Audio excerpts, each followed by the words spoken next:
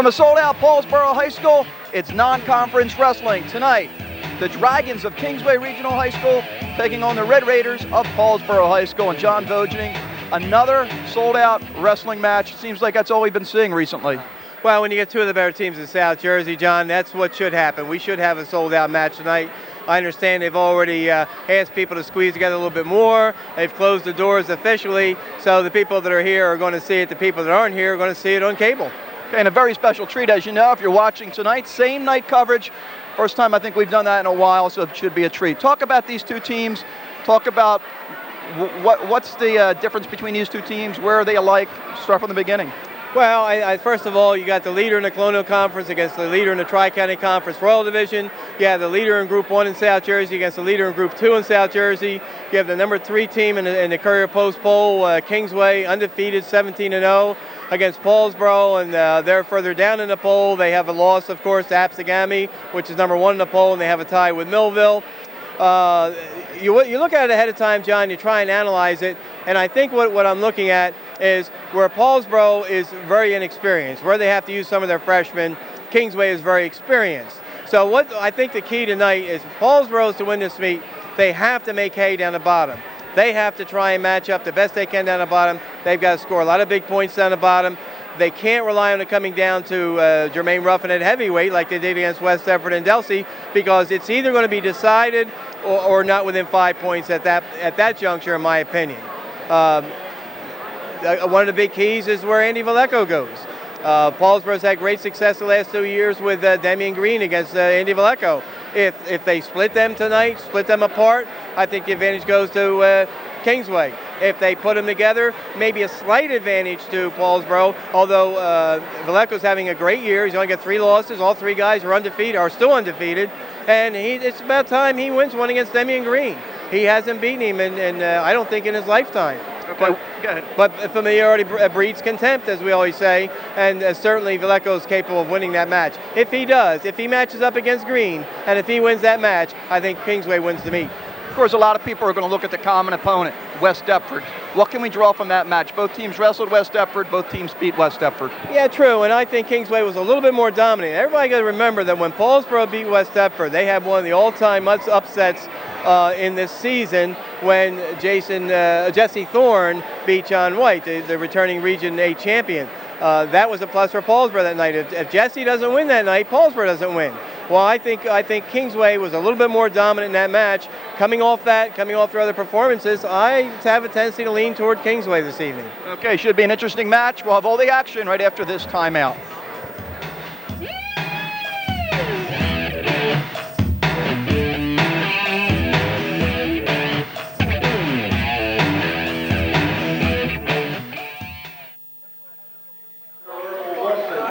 And welcome back to Paulsboro High School. We're going to try and listen in on the toss. Vogue, this should be very big. I know Paulsboro's looking for the odd.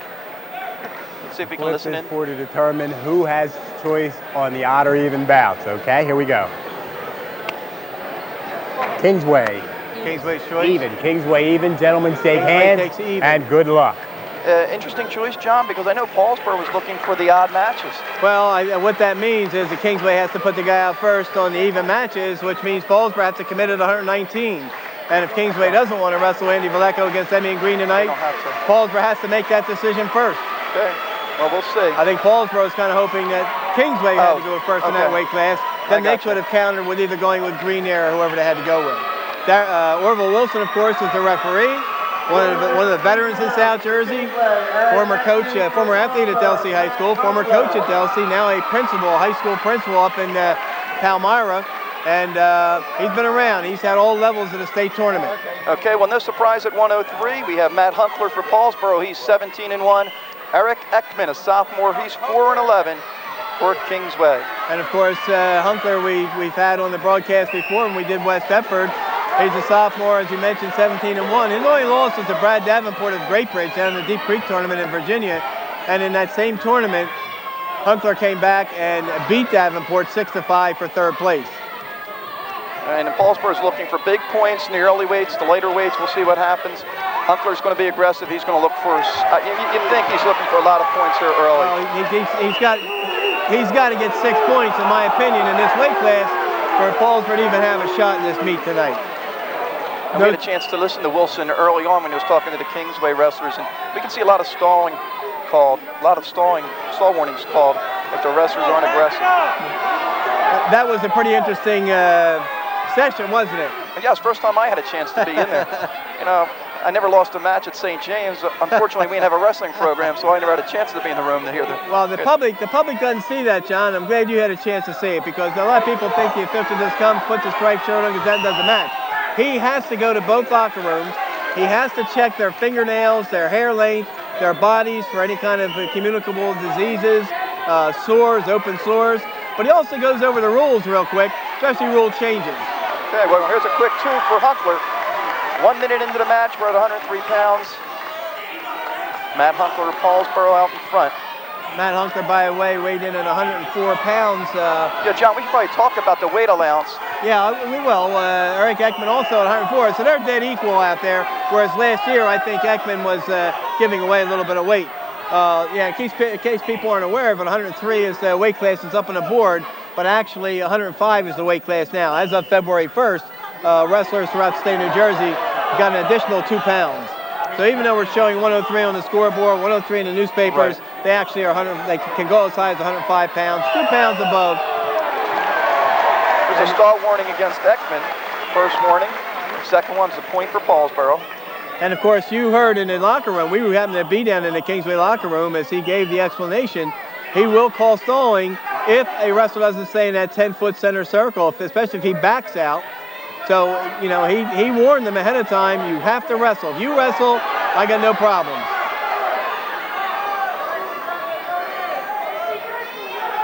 Hunckler working to the side, trying to turn. Ecman. It is. There's a turn. Oh, just missed it. Just missed it.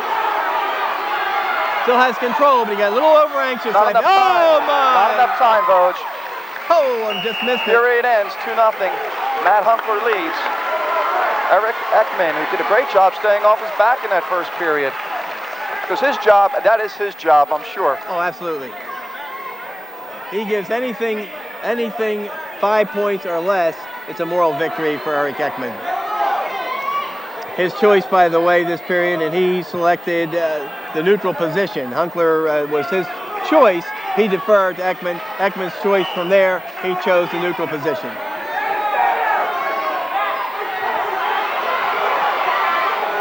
Hunckler gets, not yet, trying to get the takedown. All right, got to get his leg free. Once he gets the leg free like that, he gets the takedown. And notice he got it much faster in this period. Seems to me sometimes Matt Hunckler is trying to feel the guy out in the first period. Doesn't want to get over anxious and make a mistake. So he's, in my opinion, takes a little bit longer to get warmed up out there. Yeah, I saw that in the West Deffern match. I noticed against Adam Reed, he was the same way. Matter of fact, I think he fell behind real early with Reed had an early takedown. Right, and he's just, and rightfully so. He's cautious, and you know he's the top-ranked 3-pounder in South Jersey right now. Got the near side, trying for the near side cradle. Didn't lock it up tight enough. Now he's got to release that. Try to get the cross face and get behind. Still in control. Trying to trap the arm. Oh my! Just missed it again. I'll write that down. 56 seconds into the first match, into the second period, we get our first oh my. It's your trademark, Coach. Ecman in a little bit of trouble now. He's over. Got him turned over. Got it back out. Got him close. Oh my. He's got him close. Oh, brother. He's got to stretch him out. Got to get that blade down. It's the blade. Doesn't have to be the entire shoulder. Hasn't got it yet.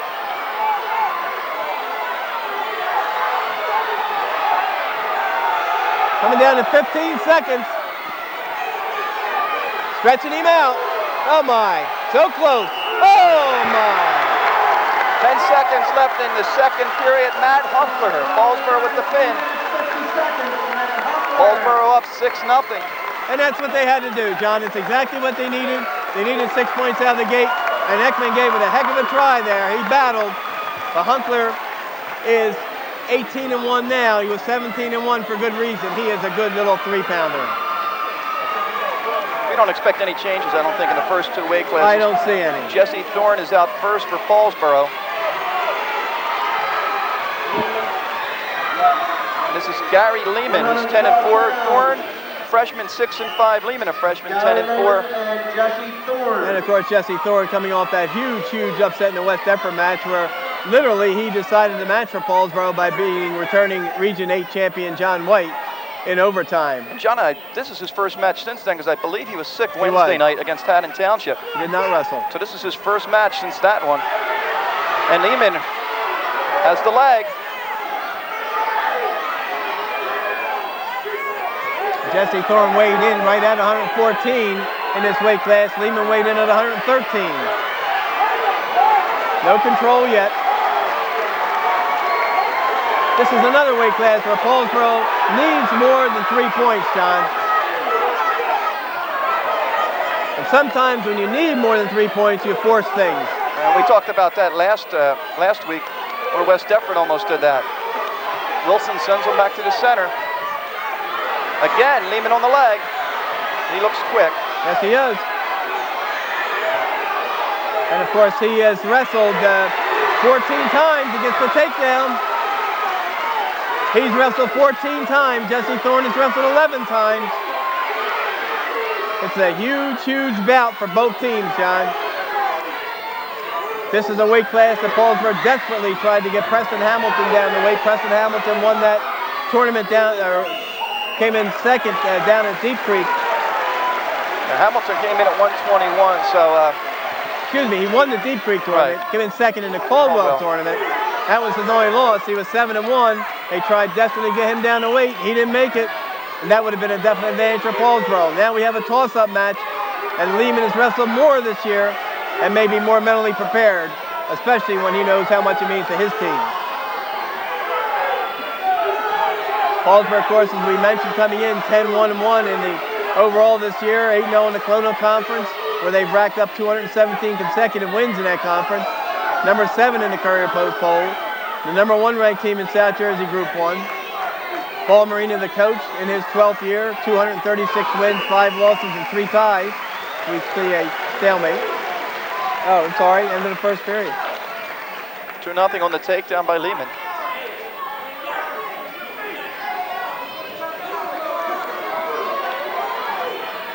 Thorne takes the bottom to begin the second period. Kingsway, of course, as we mentioned, John, 17-0, leading the Tri-County Royal, a title they won last year, number 3 in the Courier Post top 20. Compact ranked team in Group 2. Guy Davidson in his 3rd year as coach. In his last win out, he had 50th win. Oh, my. That's your own brother. Oh, brother. Got to count. Not yet. I think he's got 2. Okay. I think he's got 2. Well, I think I just heard him say he only got a 1 count out of it. There are no back points yet. Thorne in trouble here now. There is. Now there's back points. Big trouble. He pinned it. Oh, brother. Big win for Kingsway. That may be the match, John. That may be the match. Huge win for Kingsway. Yeah, a lot of people thought Paulsboro would have to win the first 5 or 6 matches, and giving up 6 right there, they're in lots of trouble. They got to come on strong. Now this is where pinpoints. Paulsboro wins. They got to win big, and they got the matchup right here. Villecco and Demian Green. Well, and how many times have they wrestled over the years? They've wrestled the last couple of years in the dual meet. They've wrestled, I'm told, some 12 times so far in their young careers. Demian Green, of course, a junior, 11-3 this year, 63 career wins. He lost to a wrestler from Great Bridge. He lost to Toomey Goodwin of Absegami, upperweight. And he lost to Mike Zeckman of Woodbury, who hasn't lost to anybody yet. Andy Villecco, of course, the little hammer from Kingsway, 14-3 this year. His 3 losses, as we mentioned in the pre-meet talk, all undefeated wrestlers. 3-0 to Mike Zeckman of Woodbury, 4-2 to Jason Gardner of West Deptford, and 3-2 to Matt Minix of Gloucester Catholic. All close matches, and a nice move by Villecco. No points awarded yet. Not yet, but he's going to get him. He's going to get him, unless Green gets his hips out. Villecco in tight, in deep. Oh, No brother. points. No points. Villecco, 64 career wins. Demi Green, 63 career wins. Two fine little wrestlers at this weight.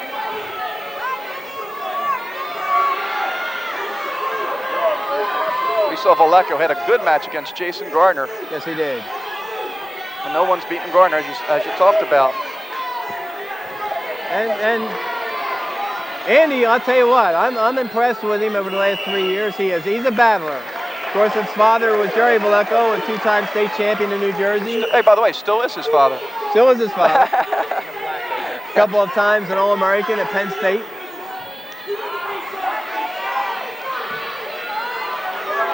And I'm sure he's had lots of tips for his son on rematches with Green. Last year, this went into overtime, if you remember, in the dual meet. Absolutely. Villecco's a lot of mat savvy. Kind of surprised that they put Villecco out here against No, Green? no, because I think the key was their pin at 112. I think they would have been happy giving away a three-point loss there. Getting a pin, well, it just goes to show what their plans were coming in to have Preston Hamilton down there, and an accomplished strong wrestler just killed Paulsboro right there. Not take anything away from Jesse Thorne, who beat John White in that dual meet, but there is a difference in ability level. Well, we're scoreless to the first period. Green to first. Villecco on the bottom. And I think you'll see him scrambling here to get out and get a reversal.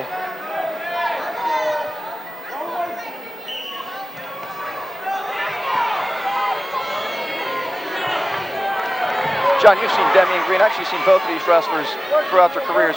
Where's Green strongest? What's his strong point? I think he's stronger on his feet than anywhere else. I think when he's on, when he wants to move on his feet, he's like a cat out there. He's a very good takedown man. He does have a decent ride. Sometimes he's hot and cold on the bottom.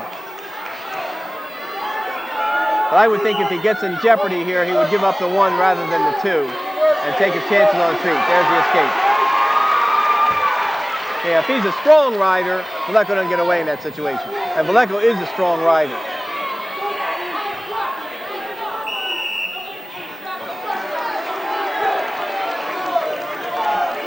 32 seconds into the second period. 1-0, Andy Villecco. See, here's where Green, I think, has to use his speed and agility. And of course, Villecco has wrestled him so many times, he probably knows any move that Demi Green's going to try and make on him.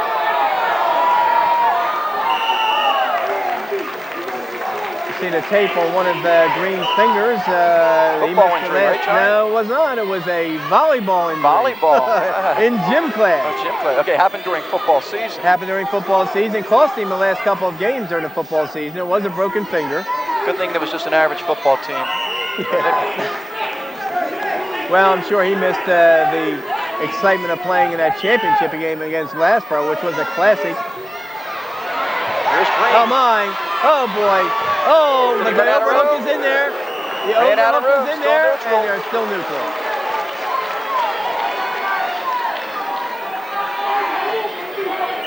The overhooker, as Nicky B used to like to say, the wizard.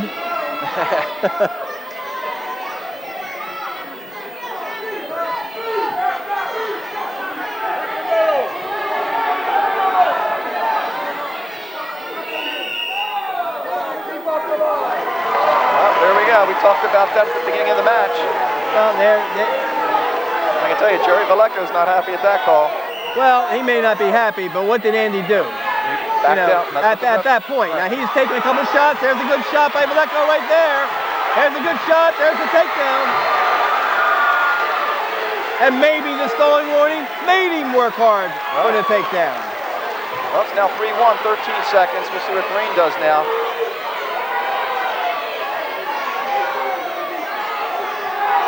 You can sit in the stands, looks awfully easy to call stalling or not call stalling, but get out there in the center and do it, boy, it's a big difference.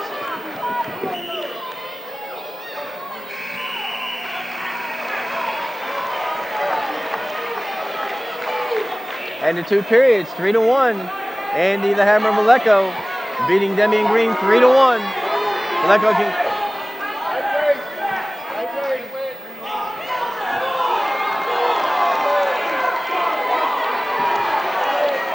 Mr. Villecco up cupping his hands again, yelling at the official. He gets too personal, he'll watch the rest of this from out in the truck.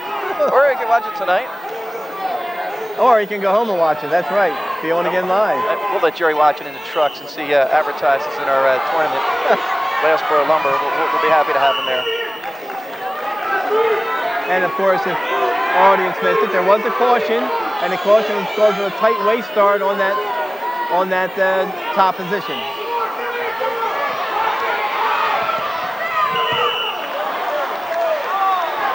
Well, no matter what, Green has to get well, you would think, unless he reverses, has to get a takedown in this period. Well, that's the point. Villecco can ride him as long as he can. Now you see him switch sides. Switch sides that time. Instead of starting on the left side, start on the right side. A little change of pace. Make the bottom wrestler think. Nice tight waist ride.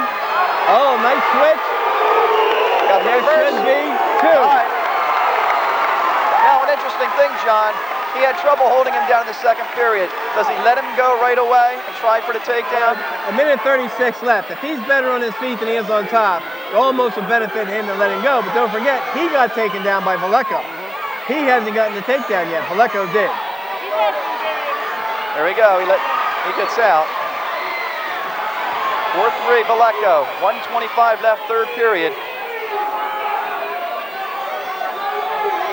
And don't forget, Villecco has the stalling warning, so he can tie up, but he's got to stay in the 10-foot circle as close as he can, and he's got to take some shots too. And after he got warned in that second period, he got the takedown, so he's capable of getting a takedown.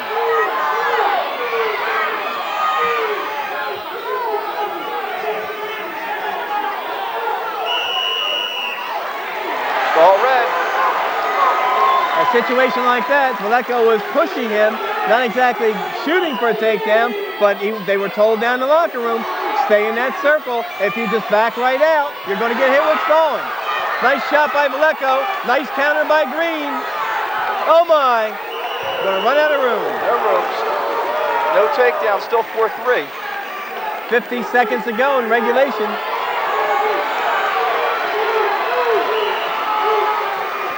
And of course, this is part of what could be a loaded weight class in the districts this year, with Villecco there, and with Ecman there, and with Green there, and potentially Mercado there. Not a bad region either.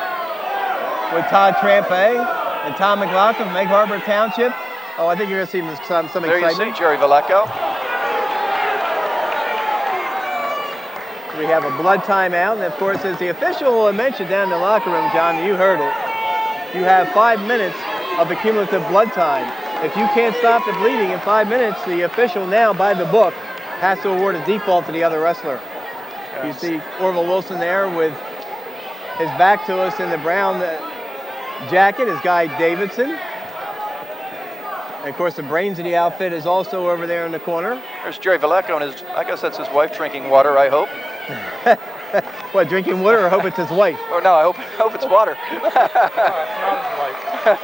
Uh-oh, Donnie Reed sitting next to me says not his wife. His wife is to his right. She was down with the dark shirt on. I'd be willing to bet Donnie on that one. I think they're sisters. Okay. Mike McConville, of course, is the assistant coach for By the way, Kingsway. I don't want to interrupt John, but you mentioned Donnie Reed, so I must say thank you right away, because Don and Burt's is now open again. Is that correct? It is, and we had some milkshakes and cheesesteaks, and you know where to stop out tomorrow morning. And of course, if Kingsway wins tonight, Donnie Reed will be celebrating tomorrow, even though his shop is in Paulsboro, because his son is part of the Paulsboro lineup. 27 seconds left in regulation. Now, what Villecco has to be careful of here is any kind of a stalling call down the stretch, because that would tie it up and force an overtime. Green's got to be aggressive. He has 15 seconds. And then he's got to keep him there if he gets him there, but I don't know if he's going to do it. Not enough time, 8 seconds. He's got to get that arm loose of Villecco's and swing around. He's not going to do it. Kingsway with another big win. They take a 9-6 lead. We're going to take a timeout and be back right after this message.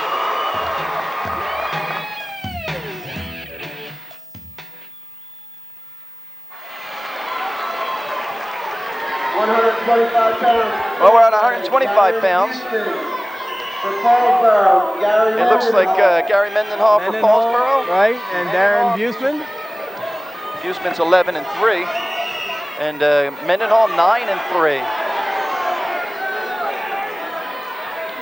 Mendenhall's just a junior. Official. Yeah, Buseman only a sophomore. Heard the official saying, gentlemen, stay out here and wrestle out here. John, we'll go on record right now. Of course, people are going to see it tonight. We can be proven wrong before this tape is over. But that was a huge win for Kingsway. 2 in a row, huge wins for Kingsway. And I think this meet is history. Yeah, you know, we talked about Paulsboro having to dominate early because if you look in the middle, I mean, Paulsboro is very inexperienced in the middle.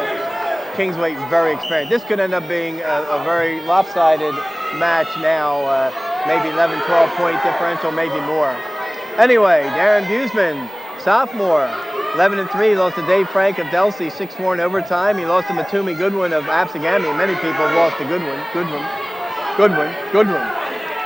He lost to him by tech fall. And he lost to Steve Stetson of West Deptford 10-3. Gary Mendenhall, a junior, missed last year with a broken leg from Major League Football, as we talked about before. 9-3. His losses were Andy Putnam of Great Bridge, 6-4 in overtime. Mike Wagner of Delsey, 3-0. They lost to Jason Gardner of West Deptford, 8-0. On a stalling point late in the match that we disagreed with. No score. Under a minute left in the first period.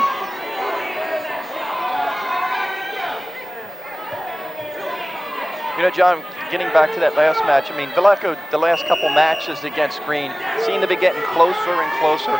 And like you talked about, I mean, it's just a matter of time. Yeah, and see, last year went overtime. Of course, Green last year was cramping, if you remember, and was almost operating off of one leg. But Villecco's a very savvy wrestler. His father has schooled him very well. His coaches have schooled him very well.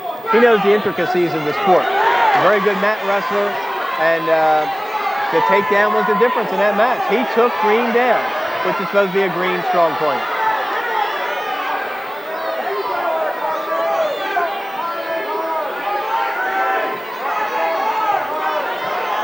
Mendenhall working here, trying to get the takedown. Of course, his leg is up, and not going to get anything here. Just 1 second left in the first period. Very good-looking Kingsway team, John. Very good-looking team.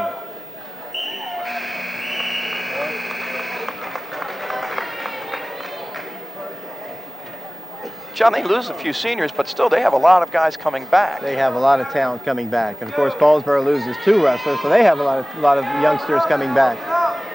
The key is that Paulsboro's freshmen this year, with the exception of Troy Bennett, DJ Cama, and maybe even Tom Trexler in that group, they're very young, very inexperienced, and they're getting their baptism under fire. And whether they can psychologically survive that will be the question. How hard do they want to work in the off-season? How hard do they want to work in season? Yeah, wrestling's become a 12-month-a-year sport. Well, like soccer, like almost a lot of sports nowadays. All sports. Everybody's trying to dominate their sport by going year-round. Not like the old days when you went from football season into wrestling or basketball season into baseball or track season. Now they're a specialist. Of course, you have the multi-sport stars like the Jamesons, who play both. But especially the little guys. The little guys are the guys that are refining their moves. They're going to camps in the summer. They're wrestling in open tournaments. Some of these kids wrestle 50, 60 times in the off-season. I don't think you're in favor of that, but I'm going to ask you anyway, are you? Well, I don't mind a wrestler being involved in a sport that's his specialty. Okay? What I don't like, and I've said it many, many times, I won't beat the thing to death. I don't like the midget structure as it is now, because I think in many cases you have ego-infested people teaching winning at all costs instead of teaching the fundamentals, teaching the basics, letting them have fun. What did we say earlier tonight? I don't know if it's fact or fiction. Somebody told me, and I can't remember who, so I won't say it's a fact, but somebody told me that Villecco and Demian Green had wrestled 12 times. I heard that also. If that's a fact, this is their 13th time tonight. If Villecco had never beaten him, the law of averages, they got an escape because the control wasn't there before they went out of bounds.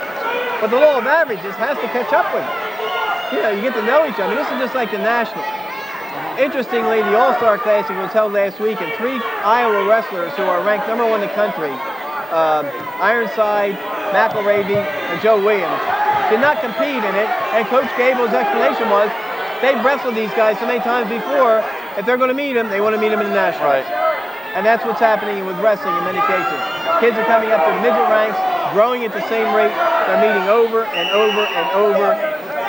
And by the time you get in high school, they know each other's moves. It's just like a state final or a national final.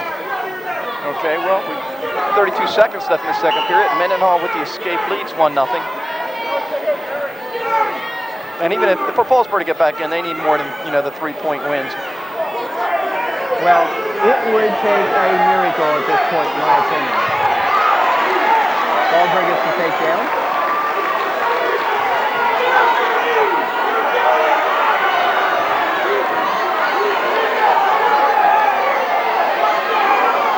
Running out of time, 5 seconds left.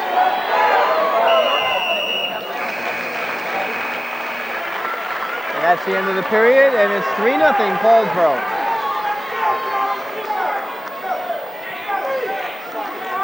Kingsway takes down.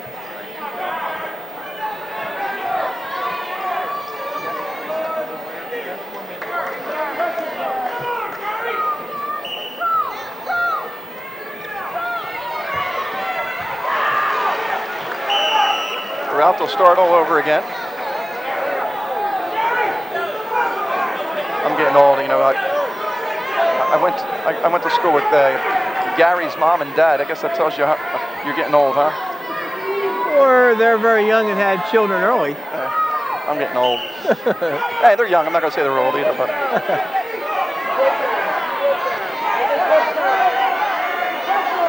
Well, Mendenhall's got to work this side, try and get some back points. Paulsboro needs points. I'm sure Kingsway would like to win the match, but as long as they don't give up the big points here, they look pretty safe in the middle. Yeah, I think that's accurate. I think, once Buseman falls behind here, now it's up to him not to give up major points. And of course, when you're forced to work for a fall, that's when you make mistakes.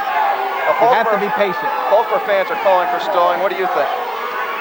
Well, Orville Wilson had told them downstairs, if you're making an attempt on the defensive end of it to get up, I won't hit you for stalling. If you're going to lay there and clamp up, then you can be called for stalling. And right now, he looks like he's trying to get up. Yeah, Buseman, he has to fight a little bit harder. See, the arm is trapped. What's he supposed to do at this point? Out of mat space. Yeah. See, Buseman's arm was trapped. One arm was trapped. A wrestler is just like a table. You got 2 arms, two knees. If you're on all fours, it's just like a table. You take one leg out from the table's going to tilt.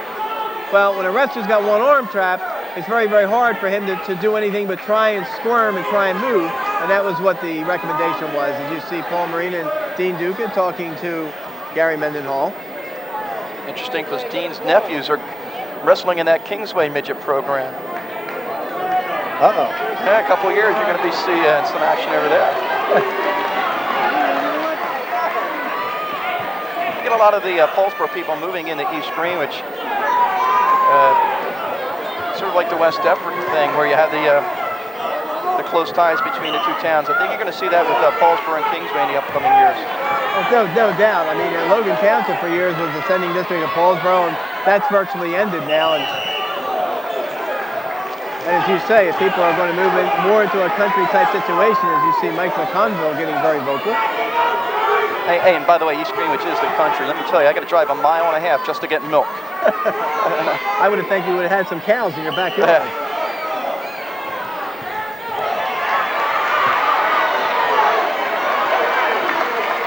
Nice movement by Buseman to get the escape. Now 37 seconds to go, 3-1. He gets the takedown. He can force overtime.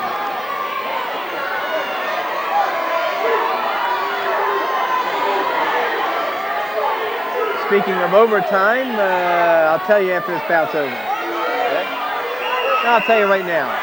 In my college notebook, it's printed in the Courier Post, hopefully either Saturday or Sunday. A wrestler just popped into the lineup of Virginia Tech as one Corey Bird, state champion from Oak Crest High School. His second match back at heavyweight. Oh, really? At heavyweight. He went into the tiebreaker overtime, which is like the double overtime. Escaped with 8 seconds to go. to give Virginia Tech a win over North Carolina State. And it looks like we're going to end 3-1. Paulsboro get the win, but not enough points. They were looking for more points early on, and they're in big trouble. It's 9-9. Yeah, Corey Bird, won a state championship as a junior, then for whatever reason, we don't get to wrestle as a senior. Well, it's no secret. They had some problems in school with a little extracurricular activity involving some heated tempers and maybe a few knuckles. And he ended up, along with 2 other wrestlers, getting suspended from the team that year, even though it wasn't a wrestling-orientated type thing. So he got a football scholarship to Virginia Tech. He was a redshirt freshman this year. He was on the scout team all year. And he decided he wanted to go out for wrestling. They went to a bowl game. He finally got the okay to come out. He wrestled 2 matches at heavyweight while he was getting down to 190. His 3rd match was at 190. 3-0.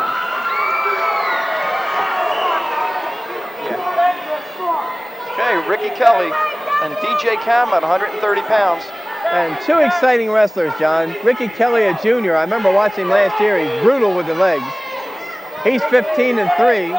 He's losses to Brian Forster of Buna, 11-9.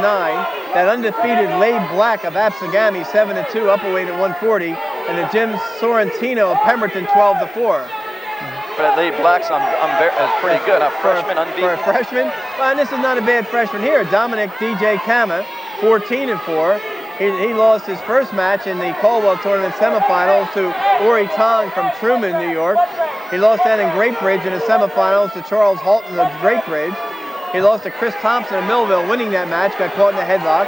And he was winning against Mike Barikin of Sterling when he got pinned in that match. So he makes freshman mistakes, but he's going to be a good one. As is Ricky Kelley. I believe Kelley hurt his hip, or didn't he get hurt when we saw him last year against Clearview? Yes. He was hurt, banged up. He's a junior. Expect to see him go deep into the districts this year. Maybe even appear in the regionals down at Absagami. Oh, brother. Oh, he got him. Oh, brother. I think we may have missed a pin there, Vogue. Woo! That's a 5-point move, but I think he had it. Kelley. Oh, brother. Oh, my Van Pike. Oh, brother. Oh, there's no surprise. That's a big 6 for Paulsboro. The freshman, DJ Cama, coming up big, 2nd straight time. I guess he gets up for TV, huh, Vogue? Well, you know, there again. Last week he beat the senior, didn't he? Yep.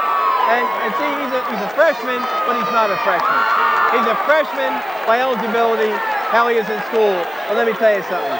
He is a sophisticated freshman. His brother, a very good wrestler, John Cama, who wrestled at West Deptford. Right. And as you mentioned, has that Suter blood in him also. But what a job, and he got that 6. Here's the first change. Here's the first change.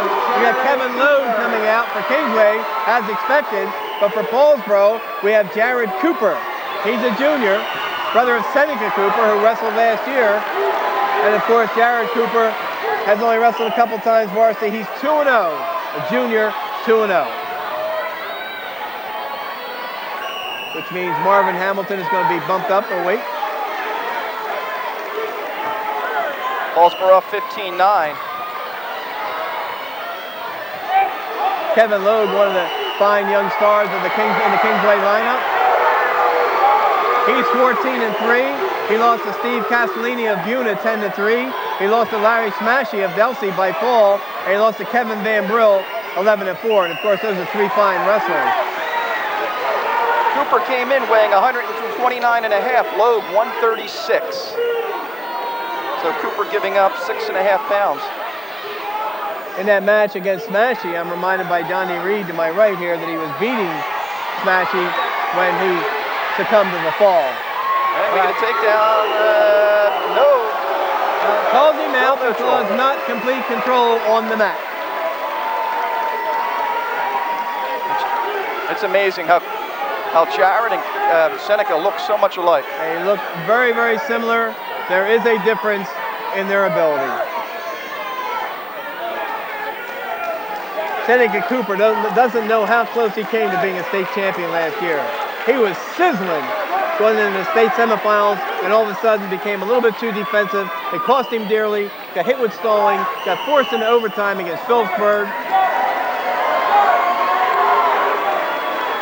You heard that explanation, we'll go over in a second. As I said, he lost in overtime to a Phillipsburg wrestler, came back, lost the next match, ended up in the 5th and 6th final.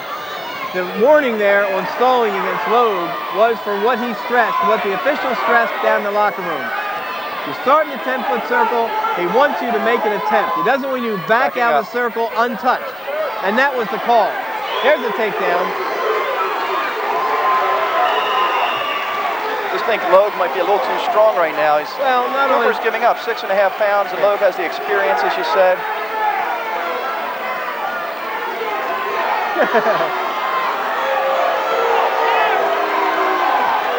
Cooper's upset, but who's he upset with? I mean, he gave the takedown away. He's right on the line. You got to fight to hear the whistle. He just kind of collapsed, even though he landed out of bounds. The Kingsway wrestler was inbounds, and that's a takedown. You got to fight. There's the fight.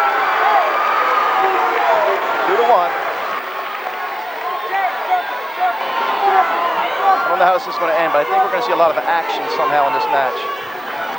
And you're going to, I think what you're going to see here, you're going to see the experience take over.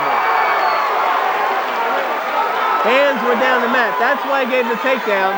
He got behind the wrestler. The wrestler had his feet and his hands on the mat. With the wrestler from Kingsway behind him in control, that's why the takedown was given, even though Cooper wasn't forced down to the mat. We're now in the opening period, still in the opening period.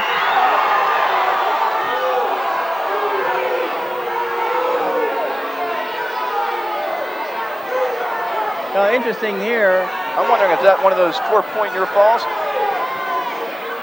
Let's take a look back at the last match, John. The DJ Cama, Ricky Kelley match. Right, where we thought he had him earlier than what it was called. We'll get it straight here. No, we won't take a look. Maybe later. Okay. But Cooper hurt? Well, that's what the official indicated. He didn't even give any points there in what looked like a takedown situation. Maybe they banged heads and he was stunned for a second. Here's the I didn't know explanation. what any points, but when he came down, he indicated that he was hurt right away. Okay, I mean, he did. All right, so that's why I didn't know any points. You heard the explanation? Yeah. Indicated when Logue got in deep that he was hurt before he went down to the mat. That's why he stopped and didn't give any points, because he indicated he was hurt before he even had control down. That's a caution on Paulsboro.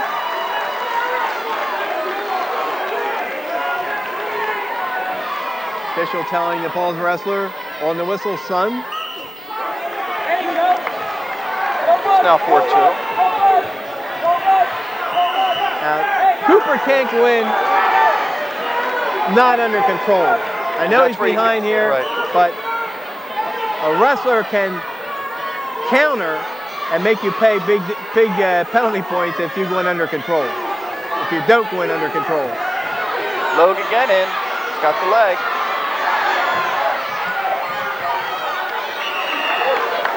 Cooper fighting it off. We're still neutral with 4 seconds left. Question is, can he go 6 minutes that way? Because Logue is pushing and Cooper is inexperienced on the varsity mat this year.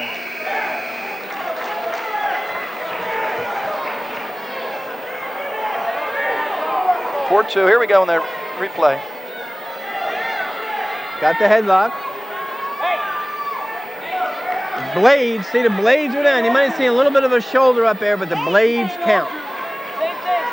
Shoulder or the blades, shoulder blades. And a lot of times, John, it's not the pin, it's the move to get him in that position. That's right. And I think great move by Cama to get him in that position. Right, and that's very, very close there. You saw the official kind of hesitating here. Very, very close to not calling, or to calling Kingsway for intentionally carrying the man off the mat. There's the neutral.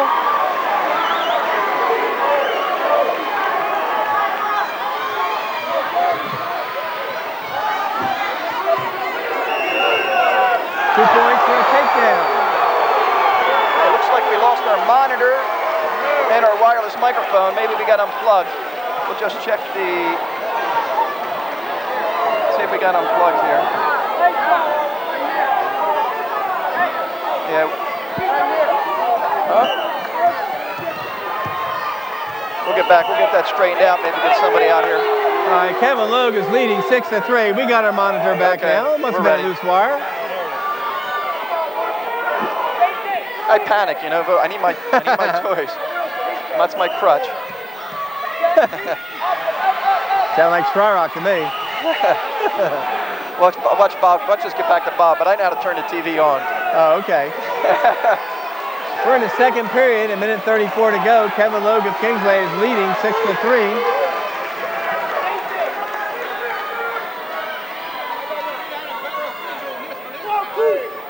That's another caution, Red. How many cautions do you get, Vogue? You get 2, and then every caution after that is 1 point for your opponent. Now, he has run out of free cautions.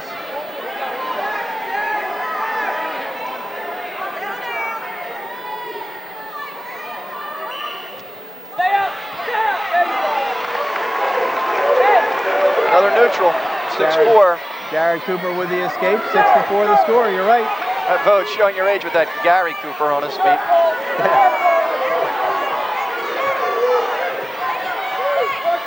First, if you let him up, got to take him down. Still neutral, minute 13 to go in the second period.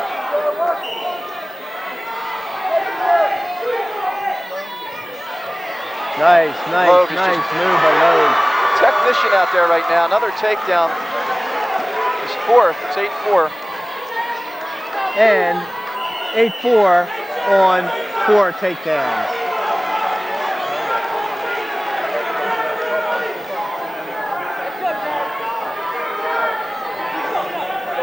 It'll be interesting to see Logue's game plan now. If he's just going to go for the tech fall, let him up, take him down, and it looks like that right here. He looks like he's going to let him up again. Going to use a freestyle start. Give him the 1, take the 2.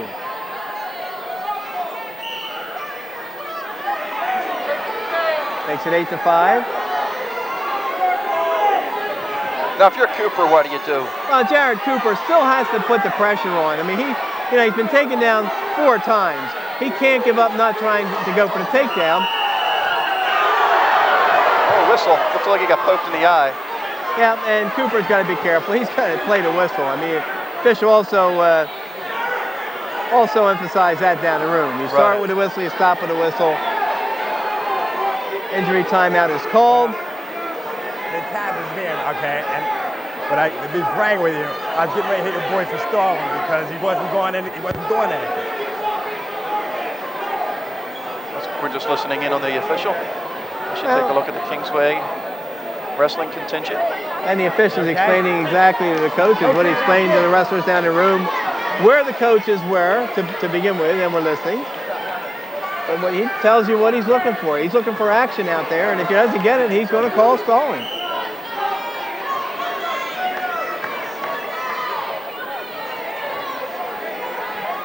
Blue. Not this time. Well, there's the warning. There's the warning. Work in the center, guys. You go to the out of bounds line. Cooper trying to spin around. Still no points. You go to the out of bounds line. You better be battling back in. There's it. Logan deep again. Got the high single. He's going for more than 2 here, John. Dominating on his feet. And we won't get any back points. We have 10 seconds left, 10-5. Well, and Logue will probably just keep him down now, ride him out the end of the period. Like I think in the first period, Jared Cooper saw the out of bounds line, kind of relaxed there. You don't want to relax till you hear that whistle. Relax on your back, you could be in deep trouble. And he got the point, so big point for Cooper. It's 10-6. Still in the 3-point decision range here.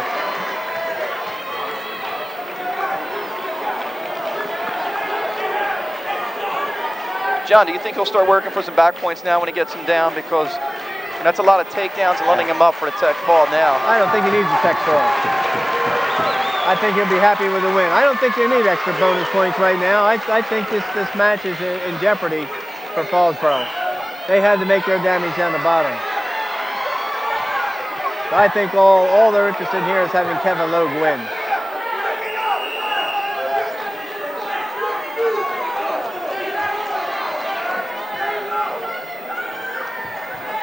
Well, we have 1:51 left in the third. 15-9. Paulsboro leads on the scoreboard.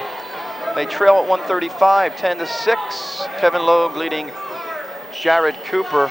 And then, of course, Marvin Hamilton up next for Paulsboro. But after that, it's Kingsway's big guns till the end. So Kingsway apparently in the driver's seat right now, but you never know. Right. And of course, they're big guns to the end where Ruffin is, but I think Troy Bennett also could get points for Paulsboro. Cooper coming of age here in this match, John. He's not giving up. That's a bright sign. If he wants to become an accomplished wrestler, he has to get better on his feet, because that's where he's given up all 10 points, on his feet.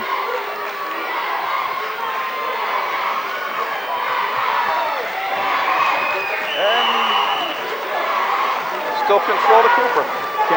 Jared had some interesting moments on the football field too.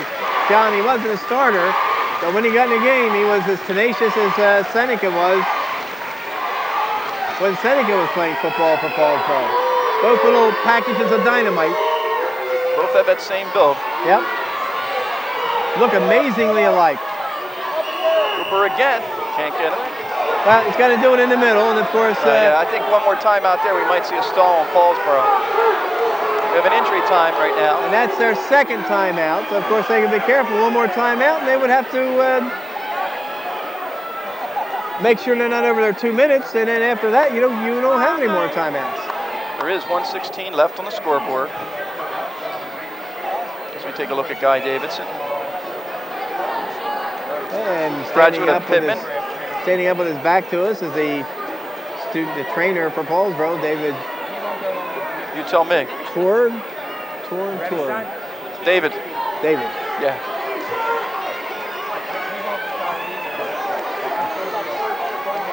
And I think we have a discussion now. We'll try and listen to Nick Marina going over to talk to Wurgle.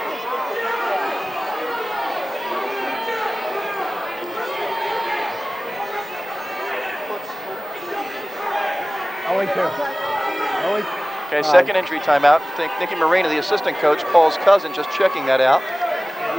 There was an injury timeout with that poke in the eye. That was the first one. This was the second one. So there's 2 injury timeouts. So he has another injury timeout up to his maximum of 2 minutes. Got to watch when he brings him down. Yeah.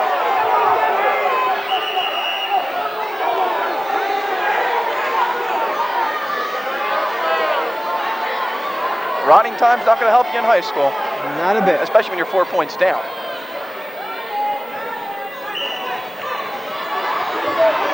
Logue gets out. Cooper trying to take him down now and runs out of room. And now Cooper appears to be hurt. Well, and that's Kingsway's first point other than a takedown in this bout. Kevin Logue leading 11-6. Jared Cooper takes a timeout. He got a little cramp in the calf. Here we get a good look at Jared. Of course, his brother Seneca standing up with a white T-shirt. That's a hint to our camera people behind a Paulsboro bench. And, it's amazing how much they look alike. And having a great year at Gloucester County College as Seneca disappears into the crowd behind the bench. And we're ready for action anyway. I think Seneca has 1 loss at Gloucester County College, and their zone tournament is next weekend. Yeah, I think it's last week or a week and a half ago. He was undefeated up to last week or something, a week and a half ago. Yes. Excellent season for him. Excellent season for a lot of those wrestlers over at Gloucester County College. We're under a minute. Cooper, nope. Kingsway looking for 2. They're not going to get it.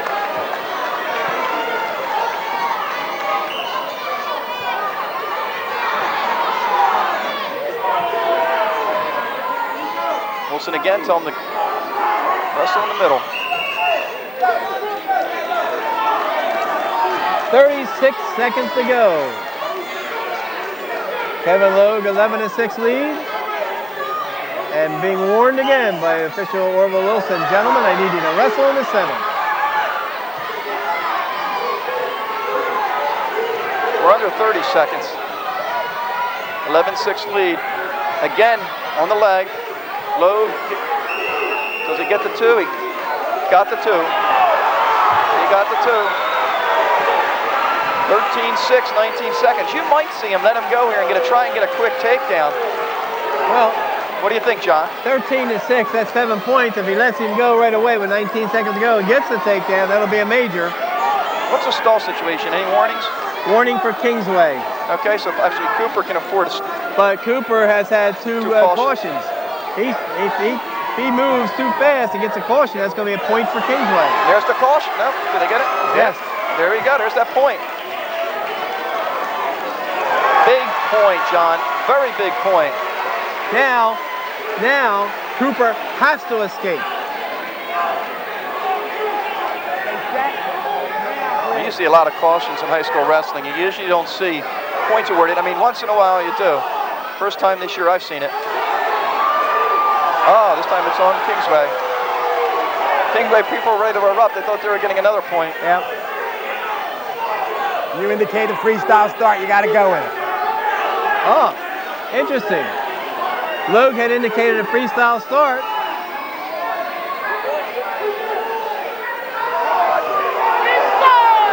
I'll have to check the tape here. I'm not sure he indicated a freestyle. Well, actually, the first time when he needed the point, maybe he did. Doesn't matter. Okay. We'll find out. Okay. Freestyle. Freestyle, so he still needs the takedown. Yep. Now, why would he do that? That makes it 14-7, 15 seconds to go. So before that caution, he said he was going to start freestyle, and he had to stick with it. Right. Very interesting ruling. I just learn something all the time. He's in on the leg. Cooper Indeed. trying to fight him off. He got the takedown. 5 seconds left. He got the 2. 16-7. So he'll get an extra team point because even with an escape, Cooper would have to reverse him in 4 seconds, which isn't going to happen, I don't think. Freestyle start again, so he's going to give him the point. That makes it 16-8, and that's the way it ends up. 15-13, Paulsboro leads. We'll break and come back right after this timeout.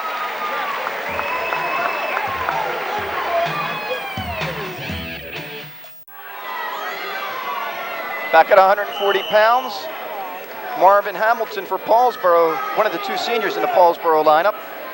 He is 15-2 going up against Donnie Reed, senior 10-7 for Kingsway. Marvin Hamilton Jr. has 66 wins in his career. His 2 losses this year, he lost to R.J. Davis of Cox, 13-11 in the semifinals of the Deep Creek tournament. And he lost to Paul Hess of Abstegami, who's having an excellent year, 9-5, wrestling at 130 pounds. No score, minute 23 left in the first period. Hamilton against Reed.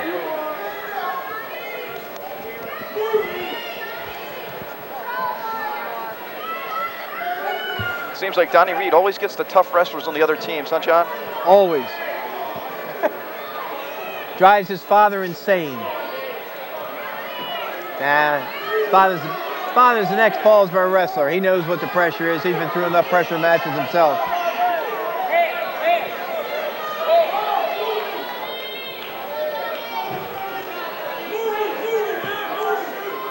45 seconds to go in the first period.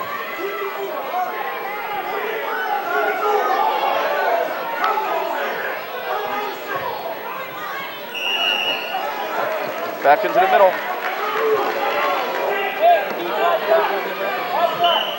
We're scoreless.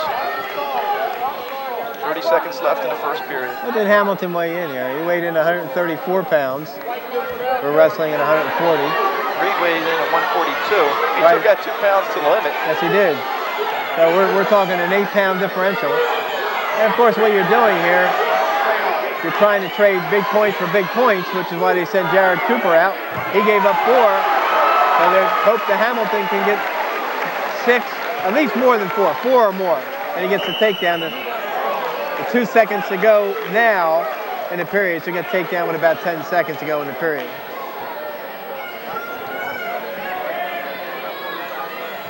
Well, with 2 seconds left, John, it doesn't get any easier for Kingsway. Tomorrow they go to Delaware against William Penn, and of course next week which I guess is their big match, because I think when teams look at the start of the year, the first goal is to win the conference, and they have that big match against Delsey. That will be for all the marbles in the Royal Division. That should be, coming off the matches, Kingsway against West Deptford and Delsey against West Deptford, I think that should be a very interesting match. Now you look, it's always very prestigious to beat Paulsboro, and you do want to win your conference. What would be a bigger win, though?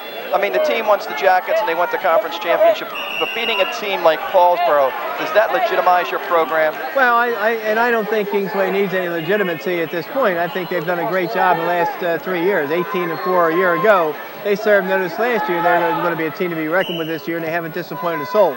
Yes, it is prestigious to beat a program like Paulsboro, because after all, you know, the last time they had 3 losses in 1 year, which are in jeopardy of doing this year, was in 1971. And Bob Fredericks, was that Bob Fredericks' first year? Bob Fredericks' first year. The people were getting ready to run him out of town on a rail at that point.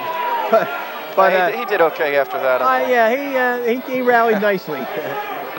His 15 years as a head coach here had total 6 losses. So after that 3 losses the first year, he had 2 in another year when he lost to Cherry Hill East and Rosedale Park. 2-2. That's a reversal for Donnie Reed.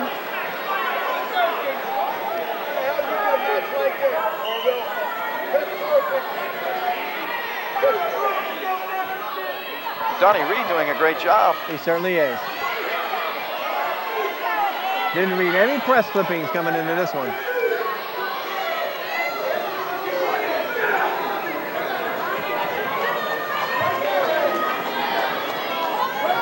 Hamilton on the bottom. And once again, this is another match we talk about where Paulsboro expected more than 3 points. Well, here again, you know, you're jockeying with a lineup, and you're asking a wrestler to give away a weight advantage out there, but the more experienced wrestler should be able to handle giving away a weight advantage. Psychologically, I think, you know, as you go up in the lineup here and you walk in the mat, you're expected to get extra points after a shock of something that happened down lower as you see a neutral.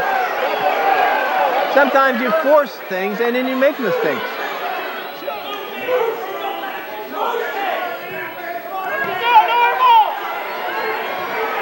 Hamilton in. Out of room, still neutral. He leads 3-2. And Hamilton's at his best when he is exercising on all 8 cylinders out there. He has speed. He's got to take advantage of it. What's surprising, there's only one Hamilton brother, or I should say only one Hamilton uncle, isn't there, behind the benches? Usually about 4 or 5. Yeah. Father's on the bench on the other side, though, on the bleachers. Yeah. I see time. We got a stalling warning on Kingsway. And of course, you know, again, we can sit here and we can hear a little bit of the chatter from the crowd. Number one, I don't like him addressing the official by his name. Yo Orville, yo Orville. Hey, that's life. But I'd like to see some of the people who think they know stalling get out in a pressure match and call the stalling. Yeah, that's a thankless job. Of course, I'm probably one of those guys who would do it. Well, I've seen them train. You know, there are officials, and I've mentioned this before on the air, there are officials that completely puzzle me with some of their stalling calls. But I'll tell you, it's not an easy job, especially when you have 2 really good teams. Well, final 2 minutes, Hamilton leads 3-2. We'll start on the bottom.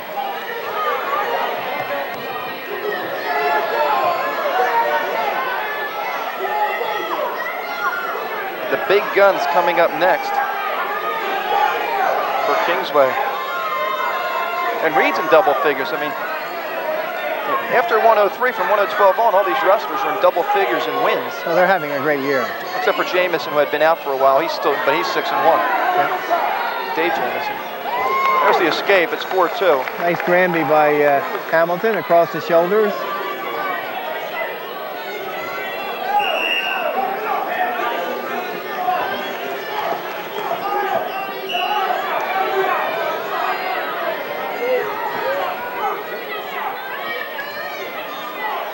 I often wonder when you wrestle with Paulsboro and your son goes to another school and is wrestling against Paulsboro, where's your alliance? Obviously you want your son to win, but deep down, who do you want to win the match? Well, I think that's pretty easy. I think, you know, you got to go with blood.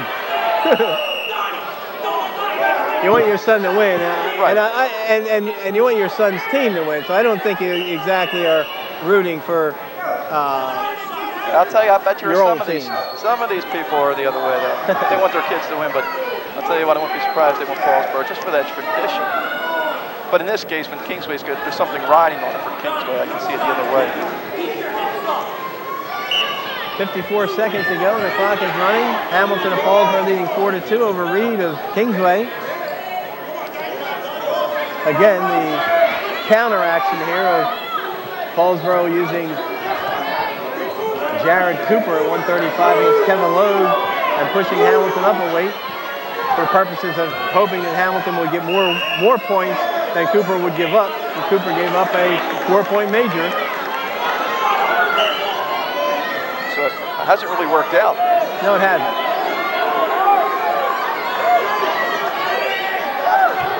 Well, one guy can't do it all.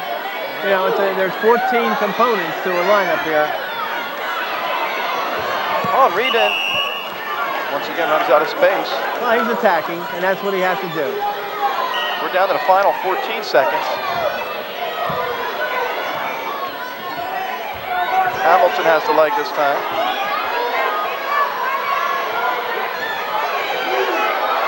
We're going to run out of time. Marvin Hamilton with the 4-2 win. Sometimes in wrestling, when you lose, you win. Paulsboro only picking up 3 points. It's 18-13, and now we're into the heavy hitters for Kingsway. Yeah, John, we've reached the halfway point. 7 of the bouts have been wrestled. Paulsboro won 4, Kingsway won 3. But more importantly, Kingsway with a huge fall at 112. And of course, then Villecco finally beating Demian Green at 119. And those two things alone, had they gone Paulsboro's way, you can see what the difference would be at this point. But they didn't. Kingsway took advantage, and Kingsway now going to roll. We're at 145 pounds. Yep, and we have Joe Harry, a senior for Kingsway, 12-2. His losses are to Mike Clancy of West Deptford by a fall and to Kurt Pace of Pennsville, 10-8 in overtime. And his opponent is another one of the Paulsboro youngsters. This one happens to be a sophomore by the name of Michael Funk. He has a record of 6-10 entering this bout. See the freestyle start, giving Paulsboro the escape for the purposes of going after a takedown. Harry grabbed the ankle quick, took him down. And going to get back points out of it. He's got at least 2. Funk fought his way out of it. And Kingsway with a 2-point near fall. He just grabbed that ankle real quick, picked him up, took him down right. I guess in this situation, you don't want to slam because in the situations in these weight classes, it could be as much as a 12-point turnaround. Well, as it was in the West Deptford Paulsboro match last year. Jason Brown, obviously the more skilled wrestler between he and Kendrick. Jason Brown got called for a, as you see, a freestyle start escape again. Got called for a slam. Kendrick got the 6 points. Paulsboro got nothing. Clearly a 12-point turnaround, and Paulsboro won by a point. Harry again has the leg. Joe Harry, just like Jason Brown last year, has to be very careful. There's a 2-point takedown, and he's got Funk in a little trouble here. In trouble. Funk fighting. Oh my. Got the headlock. Great job by Funk, fighting it off. 8-2. Funk kind of lucky that they've given up more points there. 26 seconds left in this period, an 8-2 lead for Joe Harry.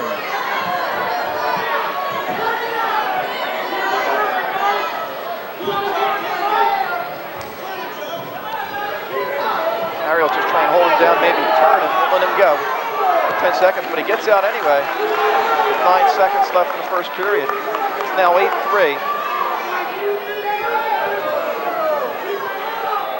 And the period will run out.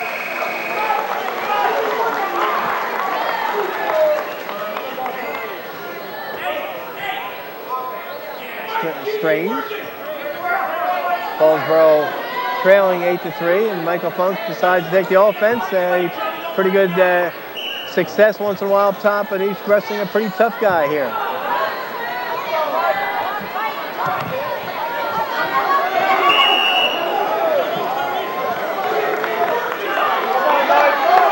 Harry weighed in at 146, Funk 147. So they're both in their right weight class.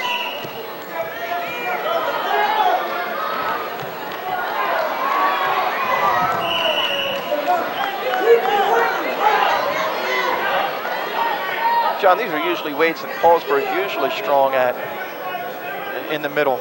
And this string is run out this year. There are too many inexperienced wrestlers in the middle of the lineup where, in many cases, a lot of schools have upperclassmen in those positions. And Paulsboro is very, very young, from 140 pounds on up. Of course, Marvin Hamilton wrestled 140 tonight, I know, but that's not where he's going to wrestle in the districts.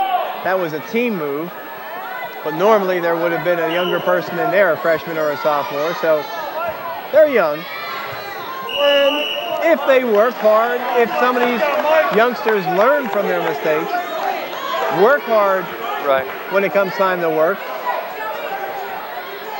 they could very well improve. So you see the Kingsway bench, and now there's the Paulsboro Brain Trust, Dean Duca, Paul Marina.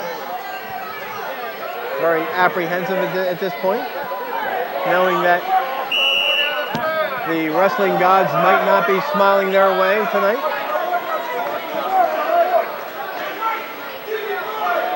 Paulsboro had two dramatic wins this year, John, in the Delsey match where it came right down, and Troy Bennett getting a tech fall at 2:15, and then Jermaine Ruffin getting a pin to win the meet by 1 point. And of course the dramatics at West Effort when Jesse Thorne beat the returning regional champion John White, and it came right down to the end where Jermaine Ruffin came through again. I think they'll give the two there because the knee was on the line. John, if you think about it, 3 dramatic matches, even though a lot of the luster was taken out of it, they had to come back strong against Millville to get that time. Well, and I think they were mentally down at that point because they got hammered by Absagami. Right. You know, that's not the worst loss in Paulsboro's history, that match. But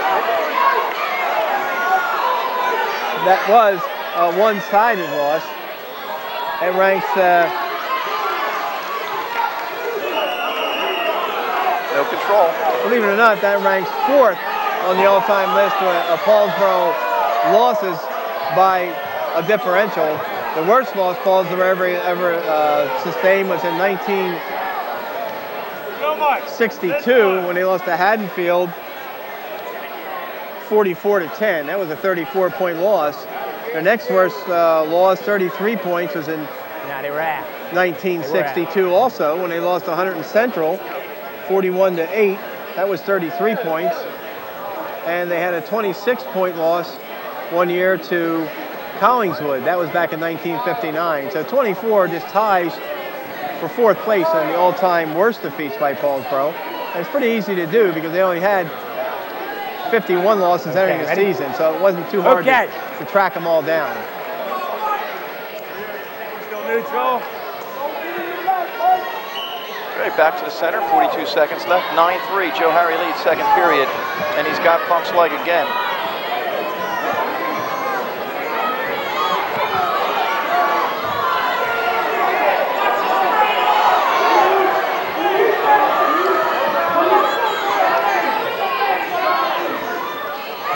Harry fighting hard, Funk trying to take the near leg. Almost a stalemate situation. Funk's doing a good job. Well, he is. He's fighting hard. He's wrestling a senior, has a lot more experience. And he holds him out to the end of the period. 18-13, Paulsboro on the team scoreboard. Joe Harry leads Mike Funk 9-3 with 2 minutes left in the 3rd period. And you notice with Funk taking the up position in the 2nd period, Kingsway choosing neutral here in the last period. Joe Harry, of course, taking positions where he could benefit by scoring points. Right now it's a 6-point differential. He needs at least 2 more points to get an extra team point for a major.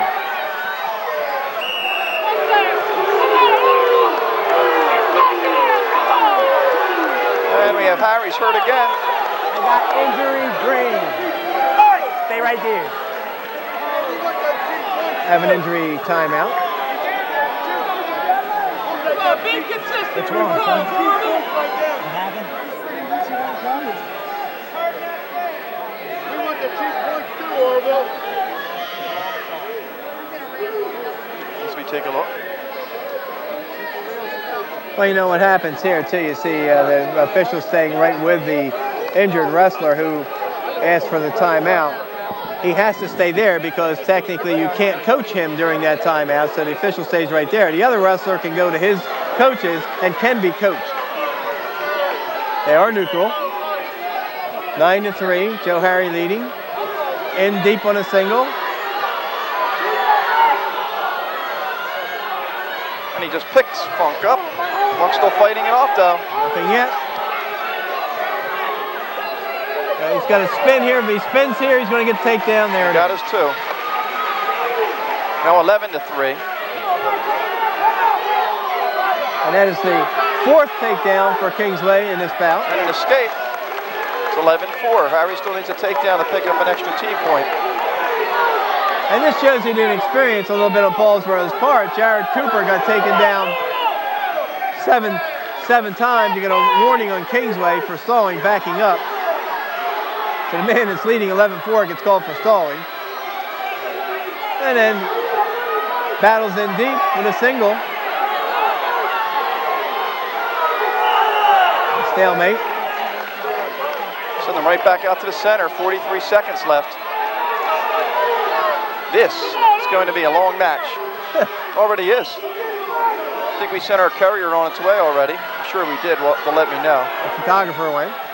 The writer is still here. Gotta get those pictures in varsity tomorrow. Not those early deadlines, folks. They're murdered. Less than 30 seconds to go. We have another stalemate. Joe Harry being encouraged very vociferously by Guy Davidson. You know you can get the 2 points. Go get it because it means another team point. Whether they'll need it or not along the way.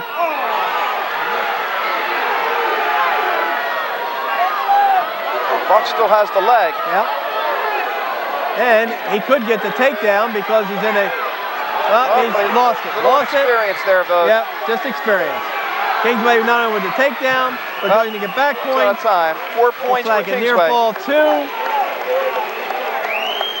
Kingsway decision 15-4, and that's 4 more team points, John. 18-17. Bring us to 152. We'll take a break. Paulsboro leads 18-17. We'll be right back.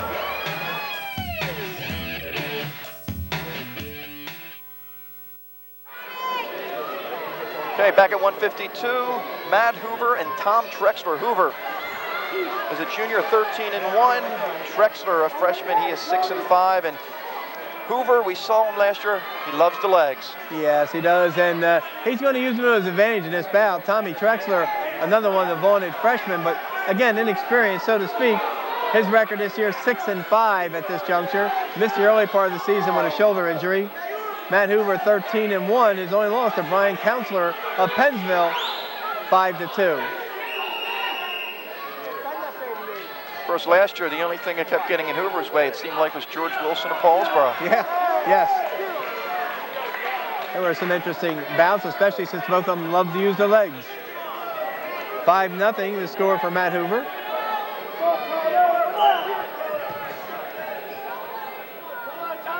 And again, Kingsway battling for extra points in this series of matches coming up because they are wrestling inexperienced wrestlers. As good as some of these wrestlers might have been, John, on the 7th and 8th grade level or even the midget level, this is a different plateau. Yeah, I think they're finding that out. This is a whole new world. And you come up out of an 8th grade program where you dominated people, so to speak, and come into the high school level where you're wrestling people with 2 and 3 years of mental and physical maturity. It means you have to work that much harder and be that much stronger. And for freshmen, that's a tough deal. And John, I think that's what's so impressive with the job that a Troy Bennett's doing this year, what Pat Lynch did when he was a freshman, and what Jermaine Ruffin did when he was a freshman. When you're wrestling in those upper weights, you know, and where you're wrestling usually juniors and seniors. A lot of times in the lighter weights, you might be wrestling a freshman or a sophomore. So the job that those guys are doing and that they did was very impressive. Very. Now, you got a Kingsway warn for stalling here, and you can hear the official. I'm assuming you can hear the official with his mic there.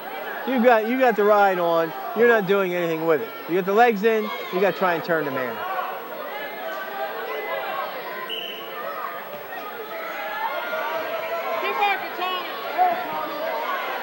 Hoover again on the leg.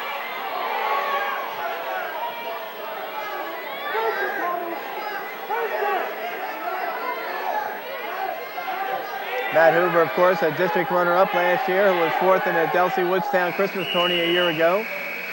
3rd in the Spartan Christmas tournament, which, is that the one that was at St. James? Spartan? Yes, it was. And that doesn't exist anymore because St. James doesn't have wrestling this year.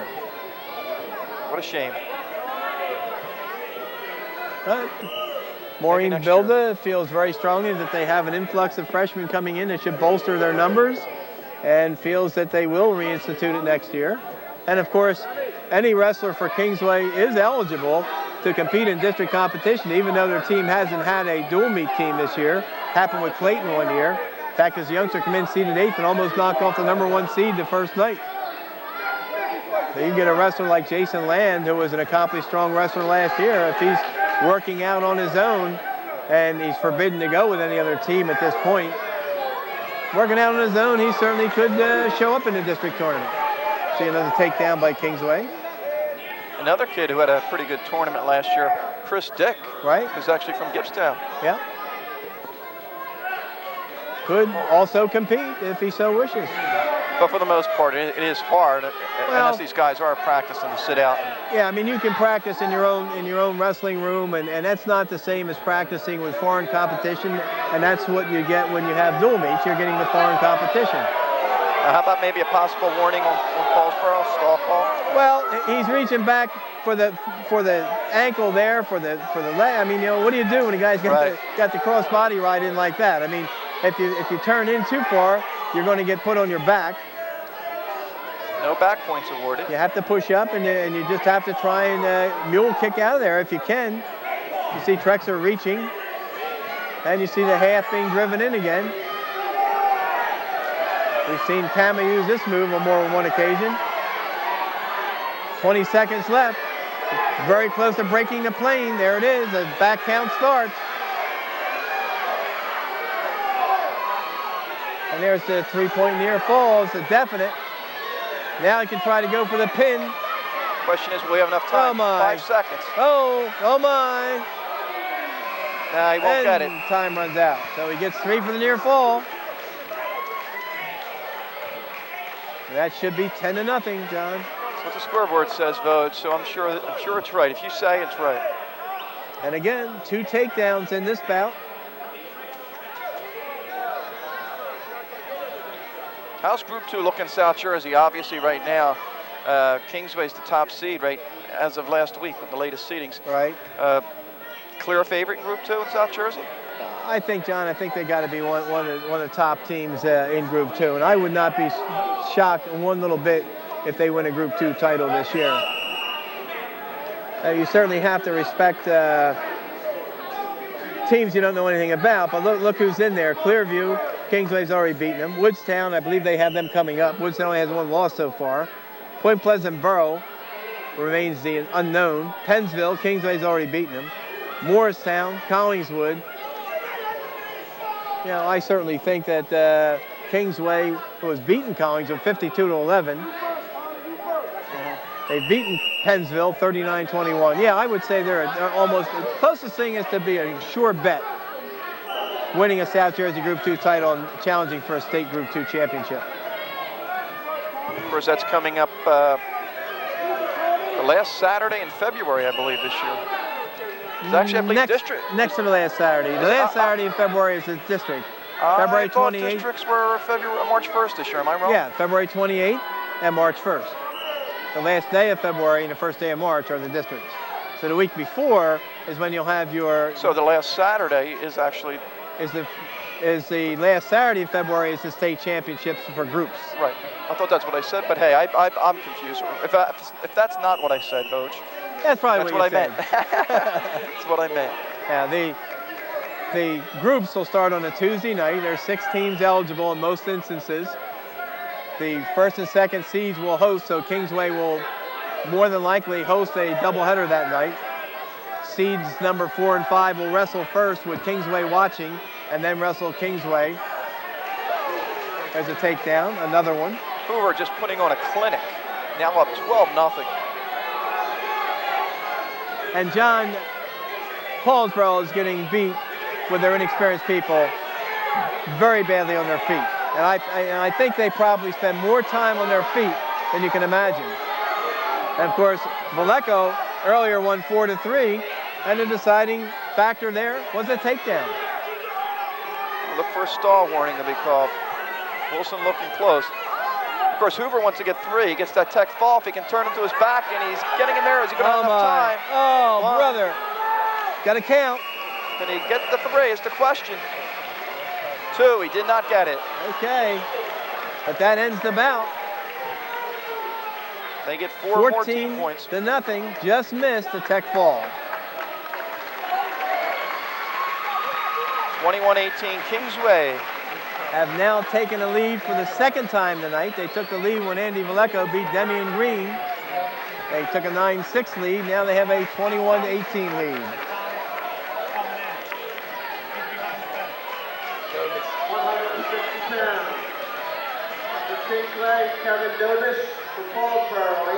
Okay, 160, Anthony Jamatista and Kevin Dovish. As they say, hey, who's that good-looking kid? Doesn't that kid look Italian, Vogue?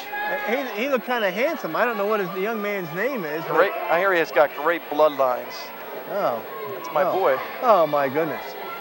This is Andy Jamatista of Paulsboro. He's a freshman, another freshman. 4 wins and 8 losses. And, of course, Kevin Dovish, a junior, 13-4.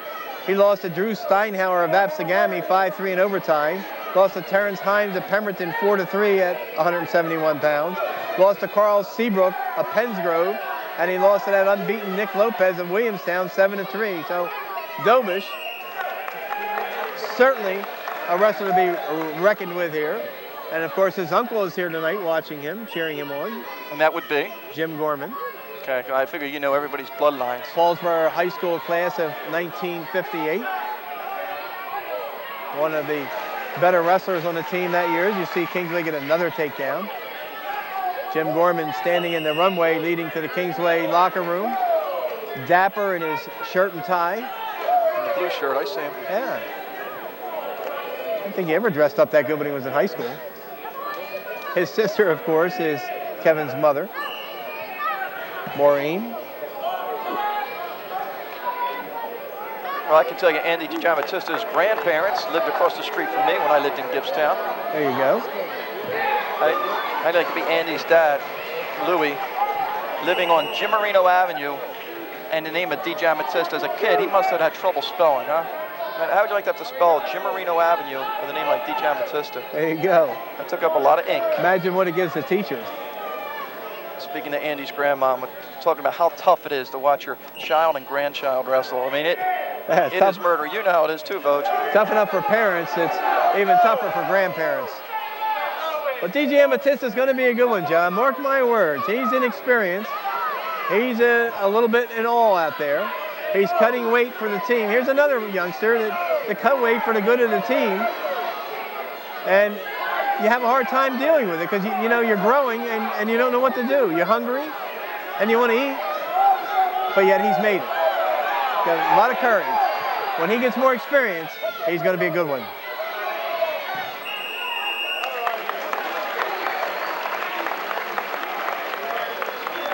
The thing that's impressive tonight about Kingsway, John, I mentioned earlier, Kevin Logue had 7 takedowns on the way to his 16-8 major over Jared Cooper.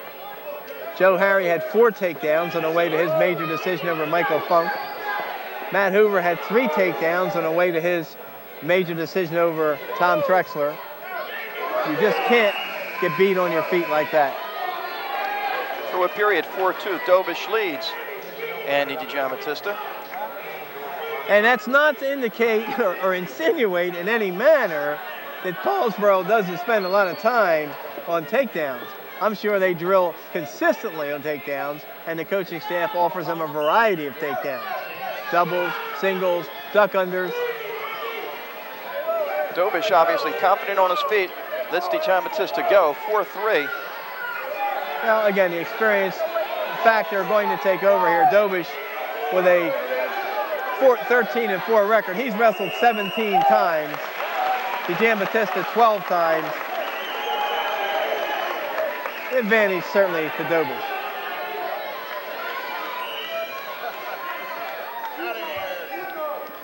Paulsboro's finest just walking by. At least we know we're safe. I see 3 or 4 of them in the gym tonight. Well, we saw Tommy Sullivan here earlier. We saw the chief of police, Kenny Rydinger here. Of course, if they're all here, John, is anybody guarding the store? Yeah, no, Fred Buchter, who's in the truck, is wondering how his house is. And he's a Paulsboro guy, and you're a Paulsboro guy. I feel extremely confident that the men in blue have everything covered. I'm sure they do. Takedown for Dovish. It's now 6-3.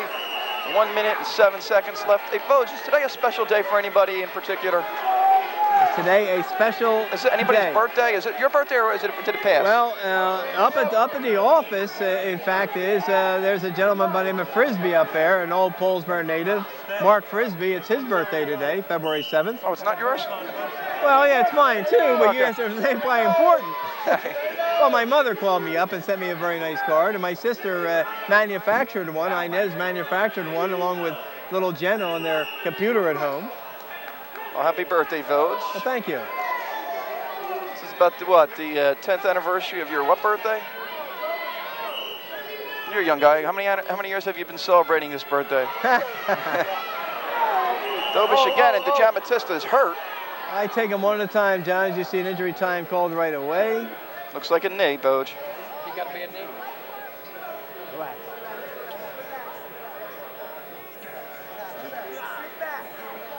And you can tell he's in obvious pain. Yeah. I think his knee got caught. I just want to say, I think his knee got caught as Dovish went into him, and that's what the official just said to the coach.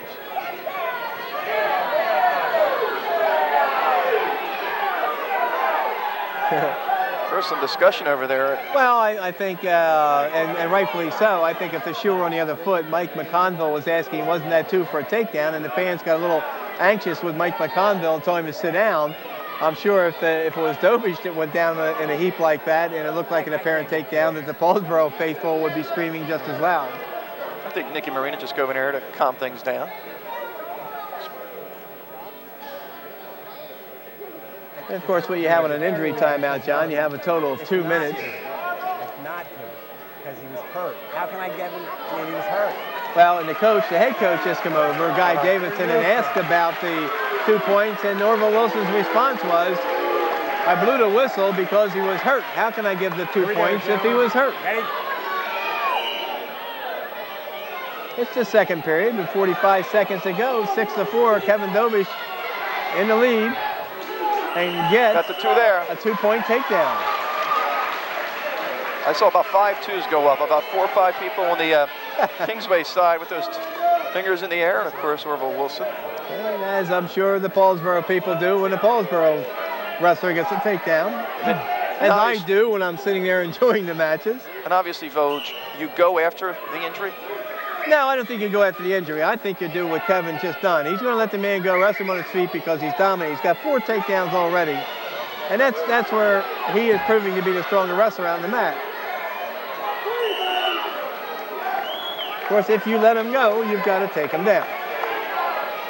We have 22 seconds left, 8-5. It's 8-5, and all 5 points for Jamatista by way of the escape. Wilson looks like he's checking for blood. Somebody's bleeding, he's not sure who. Let's see if we can see if this was a takedown or should have been a takedown, Vogue. It's in Dovish in deep here. Now watch the knee. See the left foot there on the mat? Left foot. See his mouth open right there? He was in obvious pain. His left foot stuck to the mat, and the knee went the wrong way. And that's the reason that the official, when the yell came out, there was no control at that point when he blew the whistle. Okay. off the reaction to the. So, folks, they can't tell who's Obvious, bleeding. The injury clock, the blood clock doesn't start, No, right? it does not. This is the official's timeout because he doesn't know who's bleeding. Let's go, gentlemen, right back at it. Okay, 22 seconds, 8-5. Kevin Dovish of Kingsway in the lead. Second period.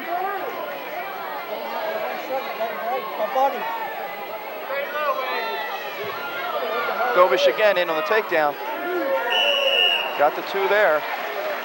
11 seconds left, 10-5. And all 10 points off of 5 takedowns. Well, if I'm Dovish, I ride him here. I don't let him up 11 seconds to go. Not with 11 seconds. Of course, if you're Jamatista, you're going to try your best to get out. He has 6 seconds to do it. Boy, they crank up the heat in this place, don't they? The Worm in here? could have a lot to do with the number of people in here, too. That could be. And we're going to run out of time in the second period, 10-5. Uh-oh. Close.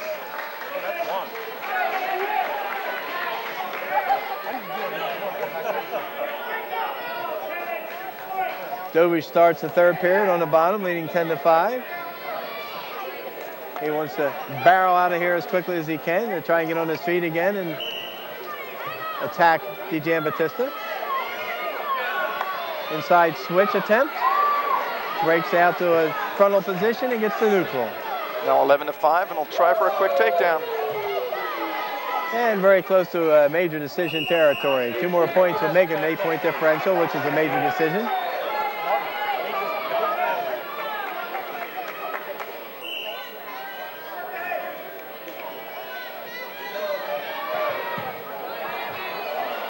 Nice spin behind by Dovish, but no points yet because he didn't have complete control.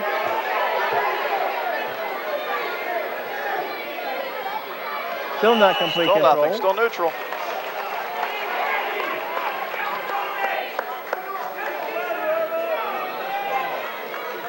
There we go, we're going to stop it for a little blood injury. Super Snooper Orville Wilson found out where that blood was coming And while from. we have that chance, I want to beg for our camera people to swing over and get the guy next to me who's helping us out also spotting. A friend of my son's. And we're going to get him on the camera? Yeah, we're going to try and get him on camera. Oh, okay. Just so we get a chance. I'm sure they're listening. Well, can we show the young guy sitting next to me, too? But yeah, we should do that. Whoop, you didn't tell me to take my medicine. Roach, take your medicine. It's those birthday pills. Keep my heart pumping the right way. Also, if you can't see it tonight, it will be shown on Tuesday and Thursday on Comcast channel. Of course, if you're watching this next week, which will be what, Tuesday and Thursday.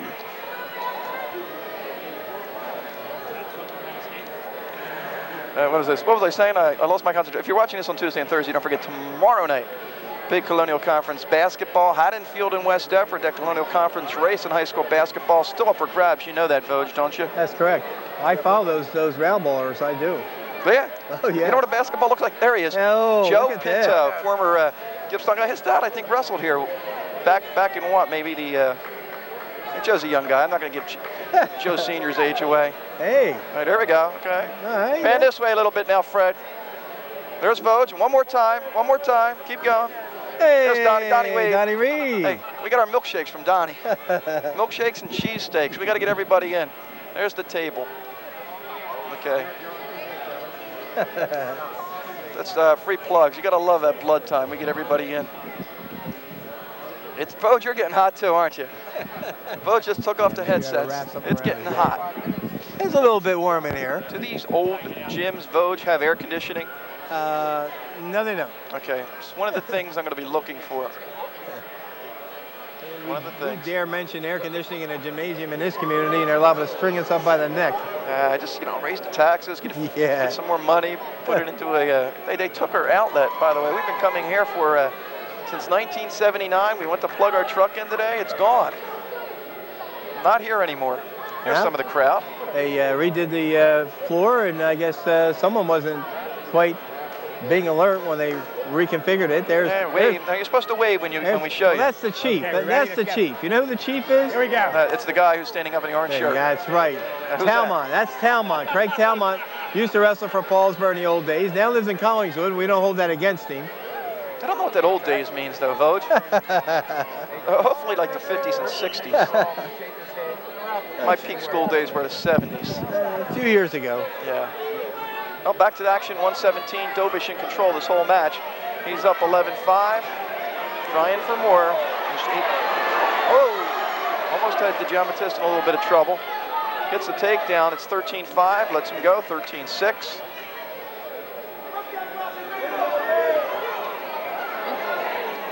Just a matter of inexperience. Again. He's wrestling a junior. You know, some of the best wrestling I've seen DJ Jamatista do has been in the third periods of matches.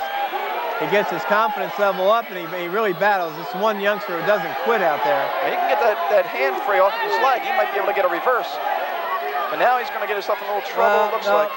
He slipped off. It looked like he was trying for a little bit of a cradle move. He's going to backfire on him. He's got to get his hips out from underneath of himself.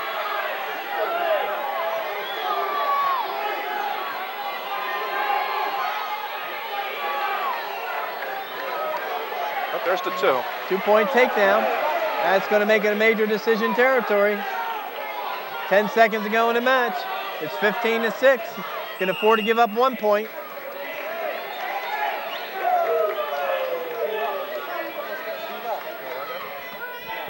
That's 7 takedowns in this bout, John. That's how they're getting their points.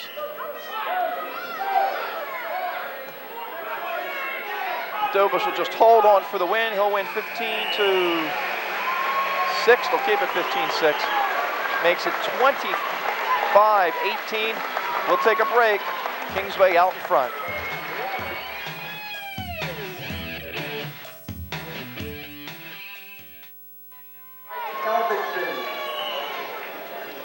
Okay, here we go. 171.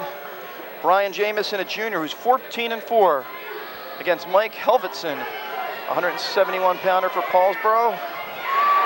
Freshman who is 1-2, and he's taken down early. This is an extremely bad matchup, John. Jameson is a tough athlete. He's a junior, 14-4. His losses to Sean Hendricks of Deptford, Chris Carlino of Absegami, Alan Perry of Pemberton, and Greg Slayer of Delsey. Some pretty impressive wrestlers. Helbertson, of course, freshman, 1 win and 2 losses. So the advantage very strong to Kingsway here. And of course, if he gets a fall, still not over. It's still not over, but very close. Right. Now, Kingsway has 6 wins so far, John, and 5 of the 6 have been extra points. The fall at 112, and then the 4 major decisions.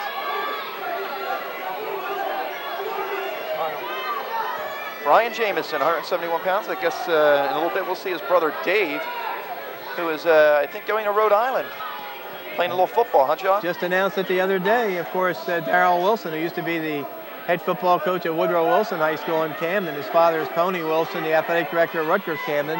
He's on the staff up there at Rhode Island. I think you're going to see more and more guys go up there.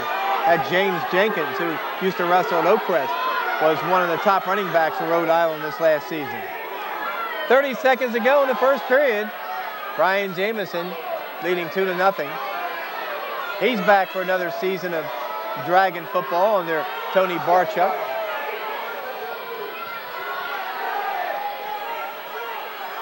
Trying to turn Helbertson.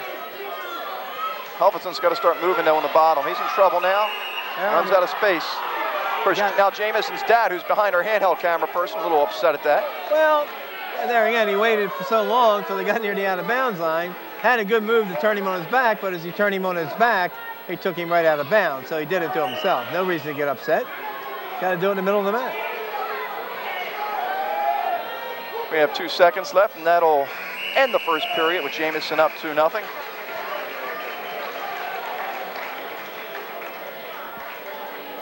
And hey, we see him at every Kingsway event, don't we, Voj? There he is. He takes up a full screen. He was just screaming a couple seconds ago. Now he's the happiest guy in the world. Mrs. Harry. And Mrs. Harry right next to him. I'll tell you what, we should have discovered spotters a long time ago, folks. Having these people next to us, letting us know where everyone is. Hey, listen, Donnie Reed knows everybody in town, everybody in Greenwich Township. East Greenwich Township. East Greenwich, And Greenwich Paulsboro, Township. yes. 2-0 lead. Plus, he knows how to make a good milkshake. Absolutely. There's a reverse, and Helbertson in a lot of trouble. Oh my! Lots of trouble. Oh my! Do not think he's going to get out of this one, Vogue. No, I don't think so. It's tough to pin with that combination. That was a Peterson that he went into. Now he's going to slip into a headlock if he gets his leg free. Oh my! He's got a death grip on him. Oh, brother. Not going to get out of this one. Got it. 31-18, Kingsway. 3 weight classes to go. Very impressive.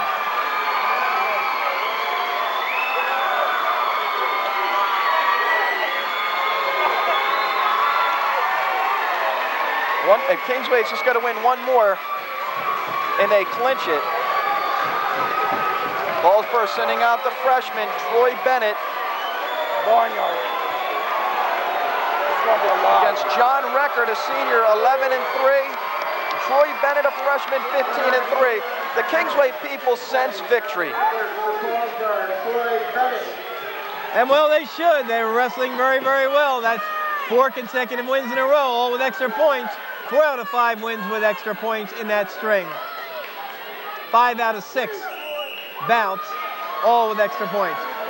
John, the Barnyard record, as you mentioned, is the record 11-3, but he's won 11 straight. He lost to Sean Sarin of Washington Township. He lost to John Spurl of Deptford. He lost to Lou Andujar of Buna. Has won 11 straight. Bennett draws first blood with a takedown. Reversal, 2-2. And of course, Kingsway right back with a reversal. I think the bodies are going to be flying in this one, I Coach. think so. Troy Bennett, one of the most exciting youngsters I've seen in a lot of years up this high in the lineup. Troy Bennett, 15-3. He lost to Dan Connolly at Brick Memorial in the Caldwell Tournament semifinals. He lost twice in the Deep Creek Tournament where he finished 5th. One of the losses 4-2 in overtime, the other one 9-4. Has not lost to anyone in South Jersey yet, but of course he's wrestling in a very, very tough weight class. He needs more than 3, so that makes it even tougher, I think, especially being a freshman.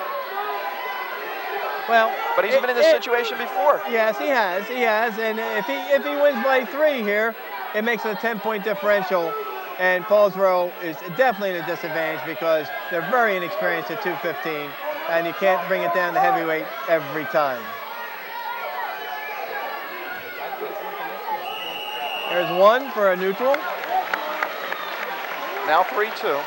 Yeah, Paulsboro people were very thrilled with Kevin Harvey and his exploits for 4 years, and well, they should have been because he's the most exciting football player I ever witnessed, offensively.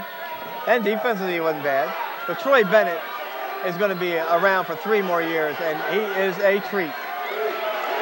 Takedown for Record. He's up 4-3.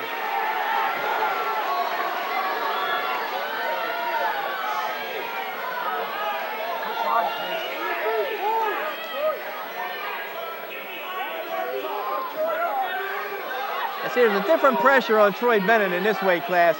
In the match against Delsey, the match against West Deptford, his points were really meaningful.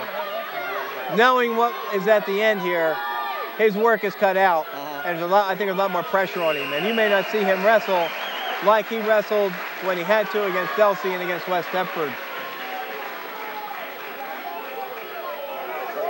Let's go back to 171, Brian Jameson. Oh my. Hasn't changed any. Tight headlock. Watch those blades. They're flat. They're flat. And there it was.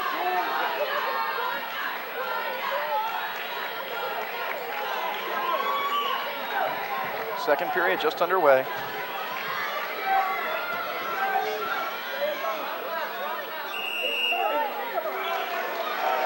Control still to Kingsway. And as we emphasized here, John Record, who has wrestled a couple of weight classes this year, weighed in tonight at 189.5 pounds. Troy Bennett weighed in at 186. So they're not that much differential in weight. The record has been wrestling some heavier guys. That's amazing that Bennett can go down from 71 to 89 and wrestle 215 also this year. Yes. That's pretty amazing. And of course, okay, record we have a timeout, a discussion. Record a senior. There again, you have a 3-year difference in mental and physical maturity. About 10 seconds. Okay. So you need to run it off. About 10. I don't think the clock was running, so I think they're going to run off 10 seconds, if I heard right. Whoop. Okay. Actually, they ran off too much. Okay. So put 10 back on. It's all right, here we go. 44 left, second period. It's tough all the way around here tonight.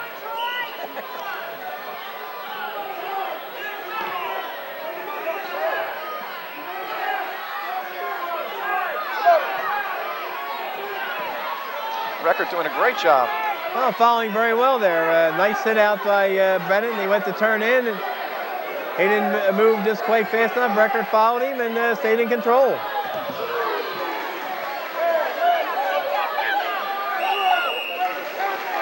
No change. Bennett still on the bottom. 1:18 left. 4-3. Kingsway's John Record leading Troy Bennett at Kingsway.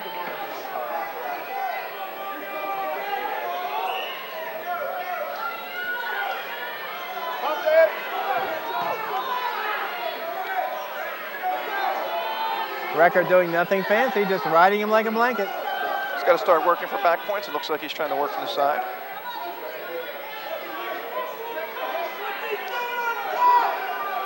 As I say that, Paulsboro fans screaming for stalling.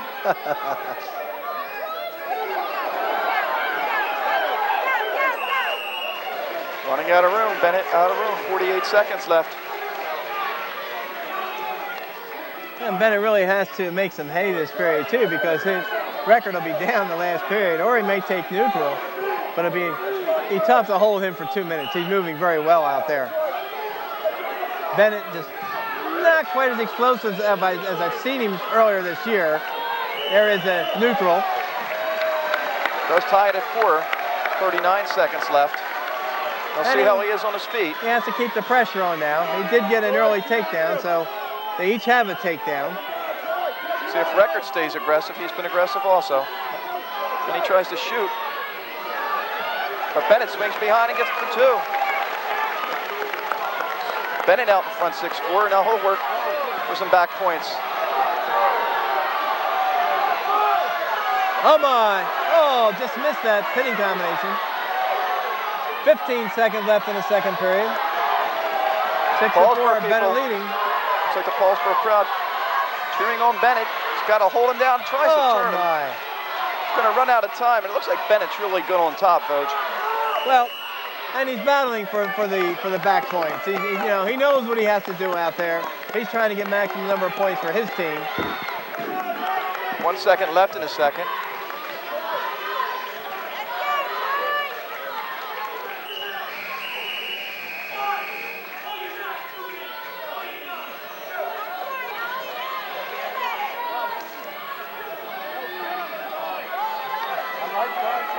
Kingsway's choice takes the bottom like we expected.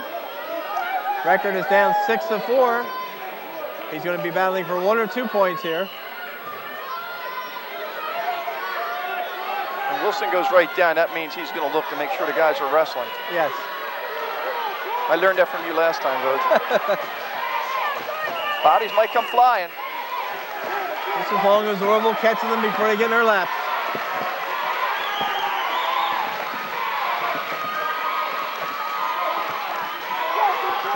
Kingsway would love to clinch it here. They don't want to wait any longer. Oh my! Oh, brother!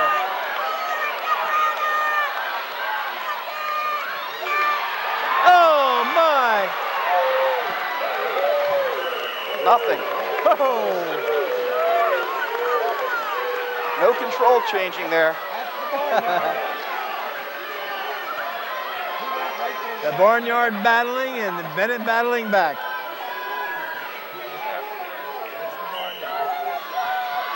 Very physical match. These guys are going to be tired in the next 30 seconds.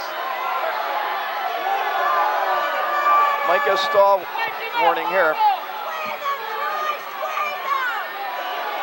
Bennett trying to turn him, can't.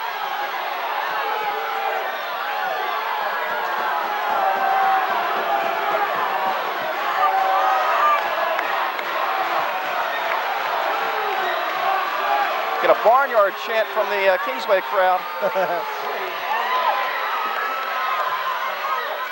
59 seconds left.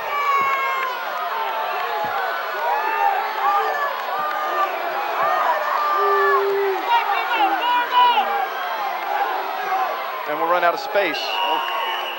We'll start it up in the middle. 44 seconds to go. Two-point lead for Bennett. The Kingsway crowd, sensing victory, a team victory, is really excited. It'll be the first time that they've ever beaten Paulsboro. Escape. 6-5, 39 seconds.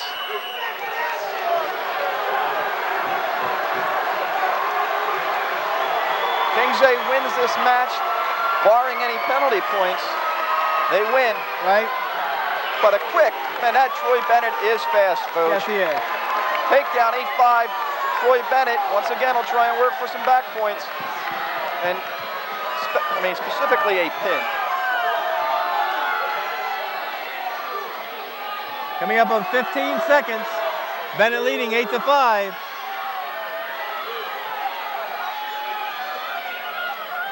This may stop the bleeding, but it's not going to stop the inevitable.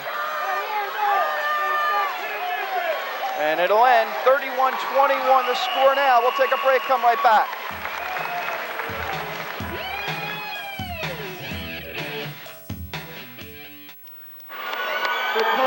Back at 2:15, Paulsboro trailing Kingsway 31-21. Dave Jameson, a senior, 6-1 for Kingsway for Paulsboro, a sophomore, Warren Sharper. And we said it before, all Kingsway has to do is win. They could even lose this and win. And the experience obviously coming to Kingsway here. Very obviously. Jameson's only lost this year to Luke Carpenter of Pennsville, 4-3, who is one of the better wrestlers in South Jersey. So no disgrace in that loss there to Luke Carpenter. Luke Carpenter, 17-2 going into action this weekend. So very accomplished wrestler. Warren Sharper weighed in at 204.5. Dave Jameson at 211. And as we mentioned earlier, Dave Jameson on his way to Rhode Island next year to play a little football. And of course, we saw Sharper last week. A little inexperienced, a little out of control, and he got beat by Mike Shields pretty quick. Yes, he did. Well, he tried to bull rush him, and you don't bull rush an experienced wrestler like Mike Shields. Stall warning against Paulsboro. Well, it's backing up. Where Paulsboro is young and inexperienced, they're young and inexperienced. Warren Sharper's got a lot of growing up to do, which he'll do as he matures throughout his high school years. It's a very difficult sport. You got a senior against a sophomore and a very good athlete, a senior athlete.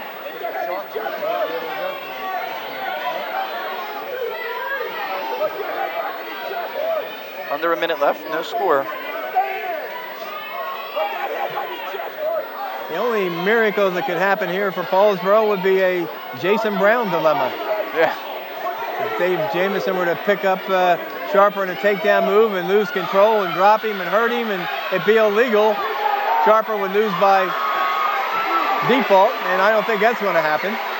Another takedown for Kingsway. Jameson up 2-0. Of course, last time Paulsboro lost to a Gloucester County school was Delsey. The tide could be changed in District 29 also. Well, I think so, John. I don't think there's any doubt about that. Especially with Kingsway's balance. Yeah, Paulsboro's going to be battling to be third, in my opinion, in that district.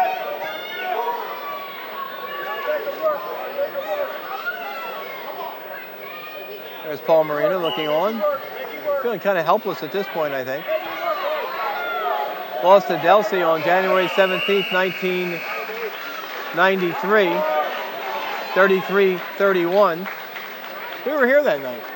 I don't know. No, we weren't. I don't think we I did it on was here. cable. I was here. You were here. I was here, yes. Our viewing public could not have viewed it. It's like me, you know me, doing my homework all the time. As we take a look at Guy Davidson. Intentional escape. Start the second period.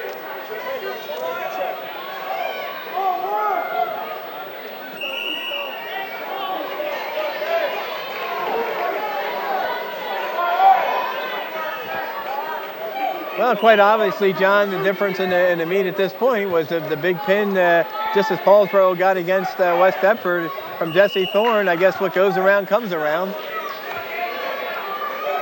Because Kingsway got the advantage this time when Gary Leman pinned Jesse Thorne. And then, of course, Andy Villecco beating Demian Green. I think that was a match that Paulsboro was hoping for. Yes. And Kingsway won that one. And of course, that was very big for seeding purposes in the district too, John. You got to remember that. You're looking at the district. You're looking at Mike Zekman probably being the #1 seed. And the loser of that match being the #3 seed. Or #4. It's according to where Mercado goes from Pittman. If he goes into that weight class in that district, being a returning district champ. That's right. So you're probably looking at Zekman being maybe #1. Obviously undefeated. You're looking at some frayed nerves right now. And you're looking at Villecco taking a giant step towards the #2 seeded position tonight. And if Mercado goes in there, a returning district champion, that well could force Demian Green into the 4th seeded position, which means he would, if he's 4th seed, would obviously have to meet Zekman in the semifinals. Could still qualify for the regional tournament by finishing 3rd in the district. But I'm sure when the season started, that wasn't the plan of attack. Under a minute, second period. Dave Jameson of Kingsway leading 2-1 over Warren Sharper of Paulsboro. Getting a little physical.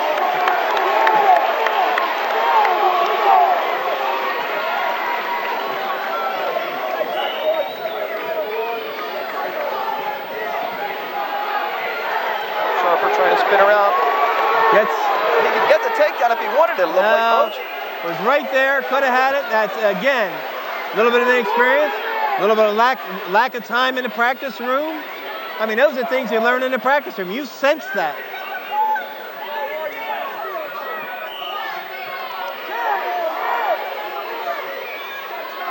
Got to come to practice every day. You've got to work on your weaknesses.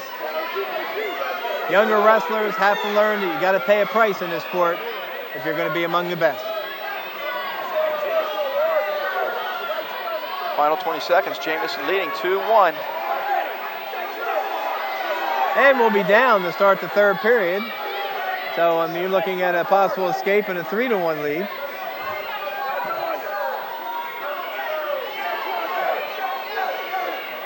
All Jameson needs is a win in this weight class, and should he get it, the meet is over. Well, due to the length of this match, David Letterman will not be seen on this channel.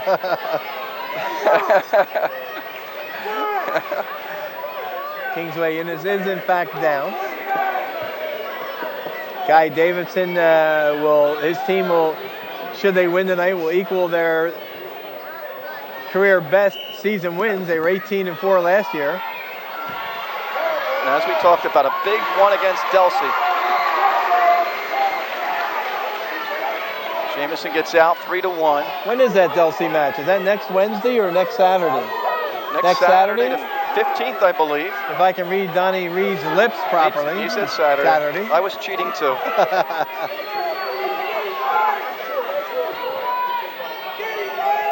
Kingsway, 1 minute and 30 seconds away from winning this match. Well, you were asking earlier, John, what does this mean to Kingsway?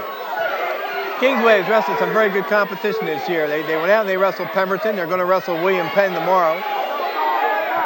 They were in a tournament, even though you mentioned that some of the kids were sick against Absegami, which was an interesting tournament. Yeah, that tournament at Delsey where they were in the red division and they finished behind Absegami and Delsey, but it was a tournament where everybody wrestled everybody else, so they had a chance to wrestle all 3 teams. They wrestled Pemberton and beat them decisively, 43-15. They beat Buseman decisively. Of course, Buseman's down a little bit this year. I was at that match. They beat Washington Township 39-24, and Washington Township has given some teams fits this year. They wrestled West Deptford. They wrestled Collingswood. So they've upgraded. They're not just strictly a Tri-County Conference team. They've gone out of their way to pick up some pretty good competition. And obviously it's paying dividends. Their kids have profited from it. Kingsway is a team to be reckoned with. I think you're going to see a two-team race in that District 29 tournament, Kingsway and West Deptford. There will be some spoilers. Woodbury certainly has a couple of wrestlers capable of winning district titles. Paulsboro, of course, with Hunckler and Ruffin. Hamilton in the rush could have district champions. Van Brill is back this year. Mercado is back from Pittman. It will be an interesting district, but I think from what I've seen so far, it should come right down to Kingsway and West Deptford. Jameson in the legs again. 23 seconds left. Sharper running out of time. 19 seconds. Had the right idea there, but if they cross-faced earlier, he might have been able to spin behind before they went out of bounds. And at this point, because he's not going to get enough points, the only way Paulsboro can win this match, he's got a pin, and then Ruffin has a pin. And with 18 seconds left, that's not very likely. Sharper would have to force an overtime here and hope for a miracle in overtime. 7 seconds left. Kingsway's going to win the meet. That wraps it up. Kingsway clinches the victory. It's now 34-21. Most Paulsboro can get is 27. Obviously the biggest win in Guy Davidson's short coaching career. I know they beat Delsey last year to win the conference, but beating a Paulsboro team and the Kingsway crowd all standing. And well, they know should. What this means. And well, they should. This is a big win in Kingsway history, a very big win in Guy Davidson's coaching career. And like you mentioned, the best that it can be now is 34-27, barring no team points deducted. Jermaine Ruffin, of course, the defending state champion at heavyweight, giving South Jersey the last 5 state heavyweight championships. Jim Renard, 8-4. Jermaine Ruffin, 17-0 this year, 94-14 in his career. 3-time District 29 champion, second in Region 8 and a state champion last year. It's got to be tough if you're Ruffin to come out here after your team's already lost. I know he was in the same predicament against Absegami, and he won his match 5-4. Well, and this is probably the first time in his career with a meet being close, where no matter what he did, it wasn't going to make a difference. 2-0 Ruffin. First last week he took care of business in 39 seconds against West Deptford. Trying to put away Jim Renard, who's a junior, 8-4. And he has Renard in lots of trouble now. He certainly does. And maybe the best thing for Ruffin at this point is to get a little bit of a workout, although he's got Renard in jeopardy. He's turning him. He's got him close. Uh-oh. Very close. 40 seconds left. Oh, my.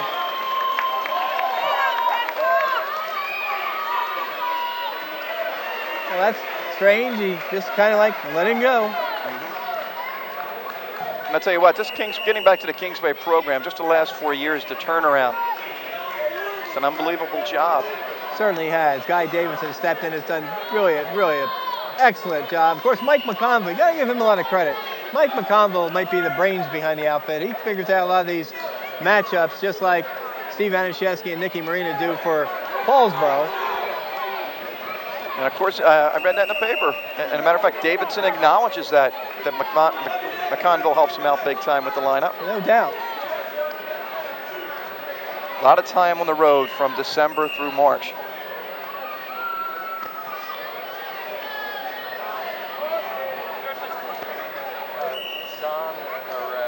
"12 seconds left in the first period. 34-21. Kingsway leads. They have clinched the match. Ruffin leads 5-1. He'll get a takedown before the end of the period at 7-1. Right.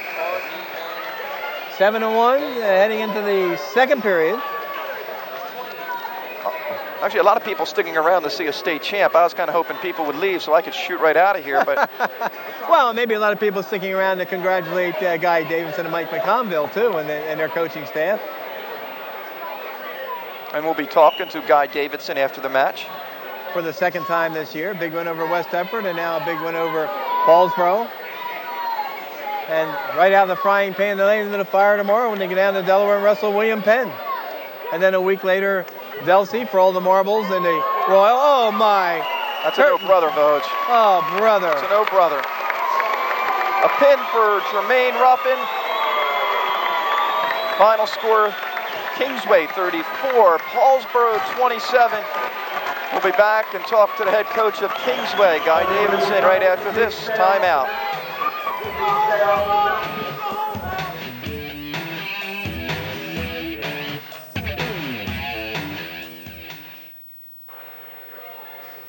Back at Paulsboro High School, Kingsway a winner beating Paulsboro tonight, and with us now, Guy Davidson, head coach. Guy, a big win. You spent some time here helping out at Paulsboro. Last year you beat Delsey to win the conference.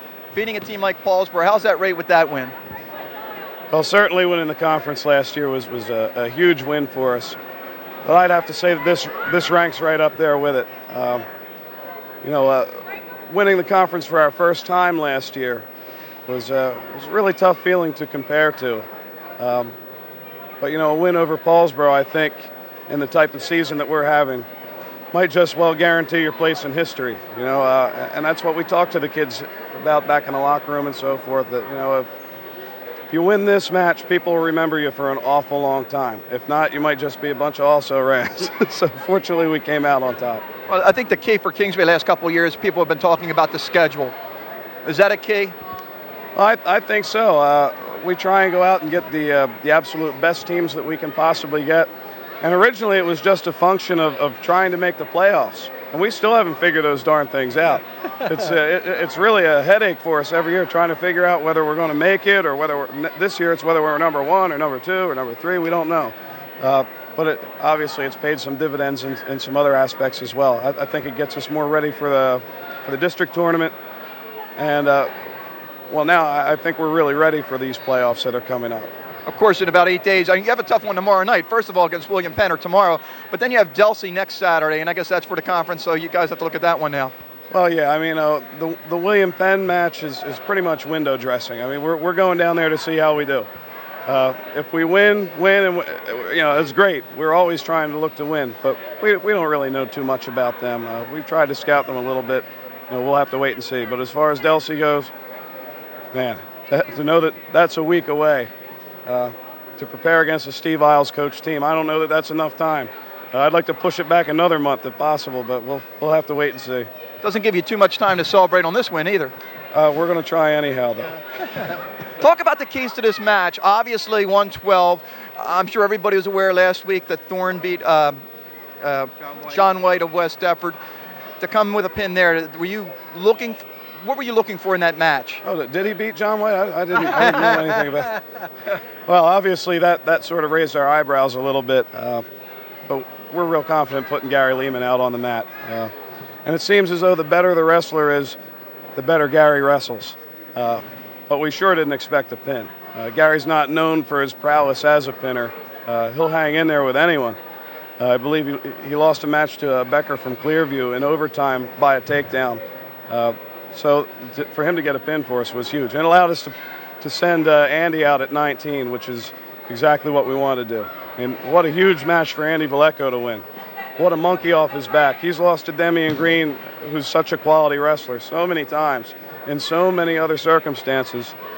I'm just so happy for Andy to finally have that off his back.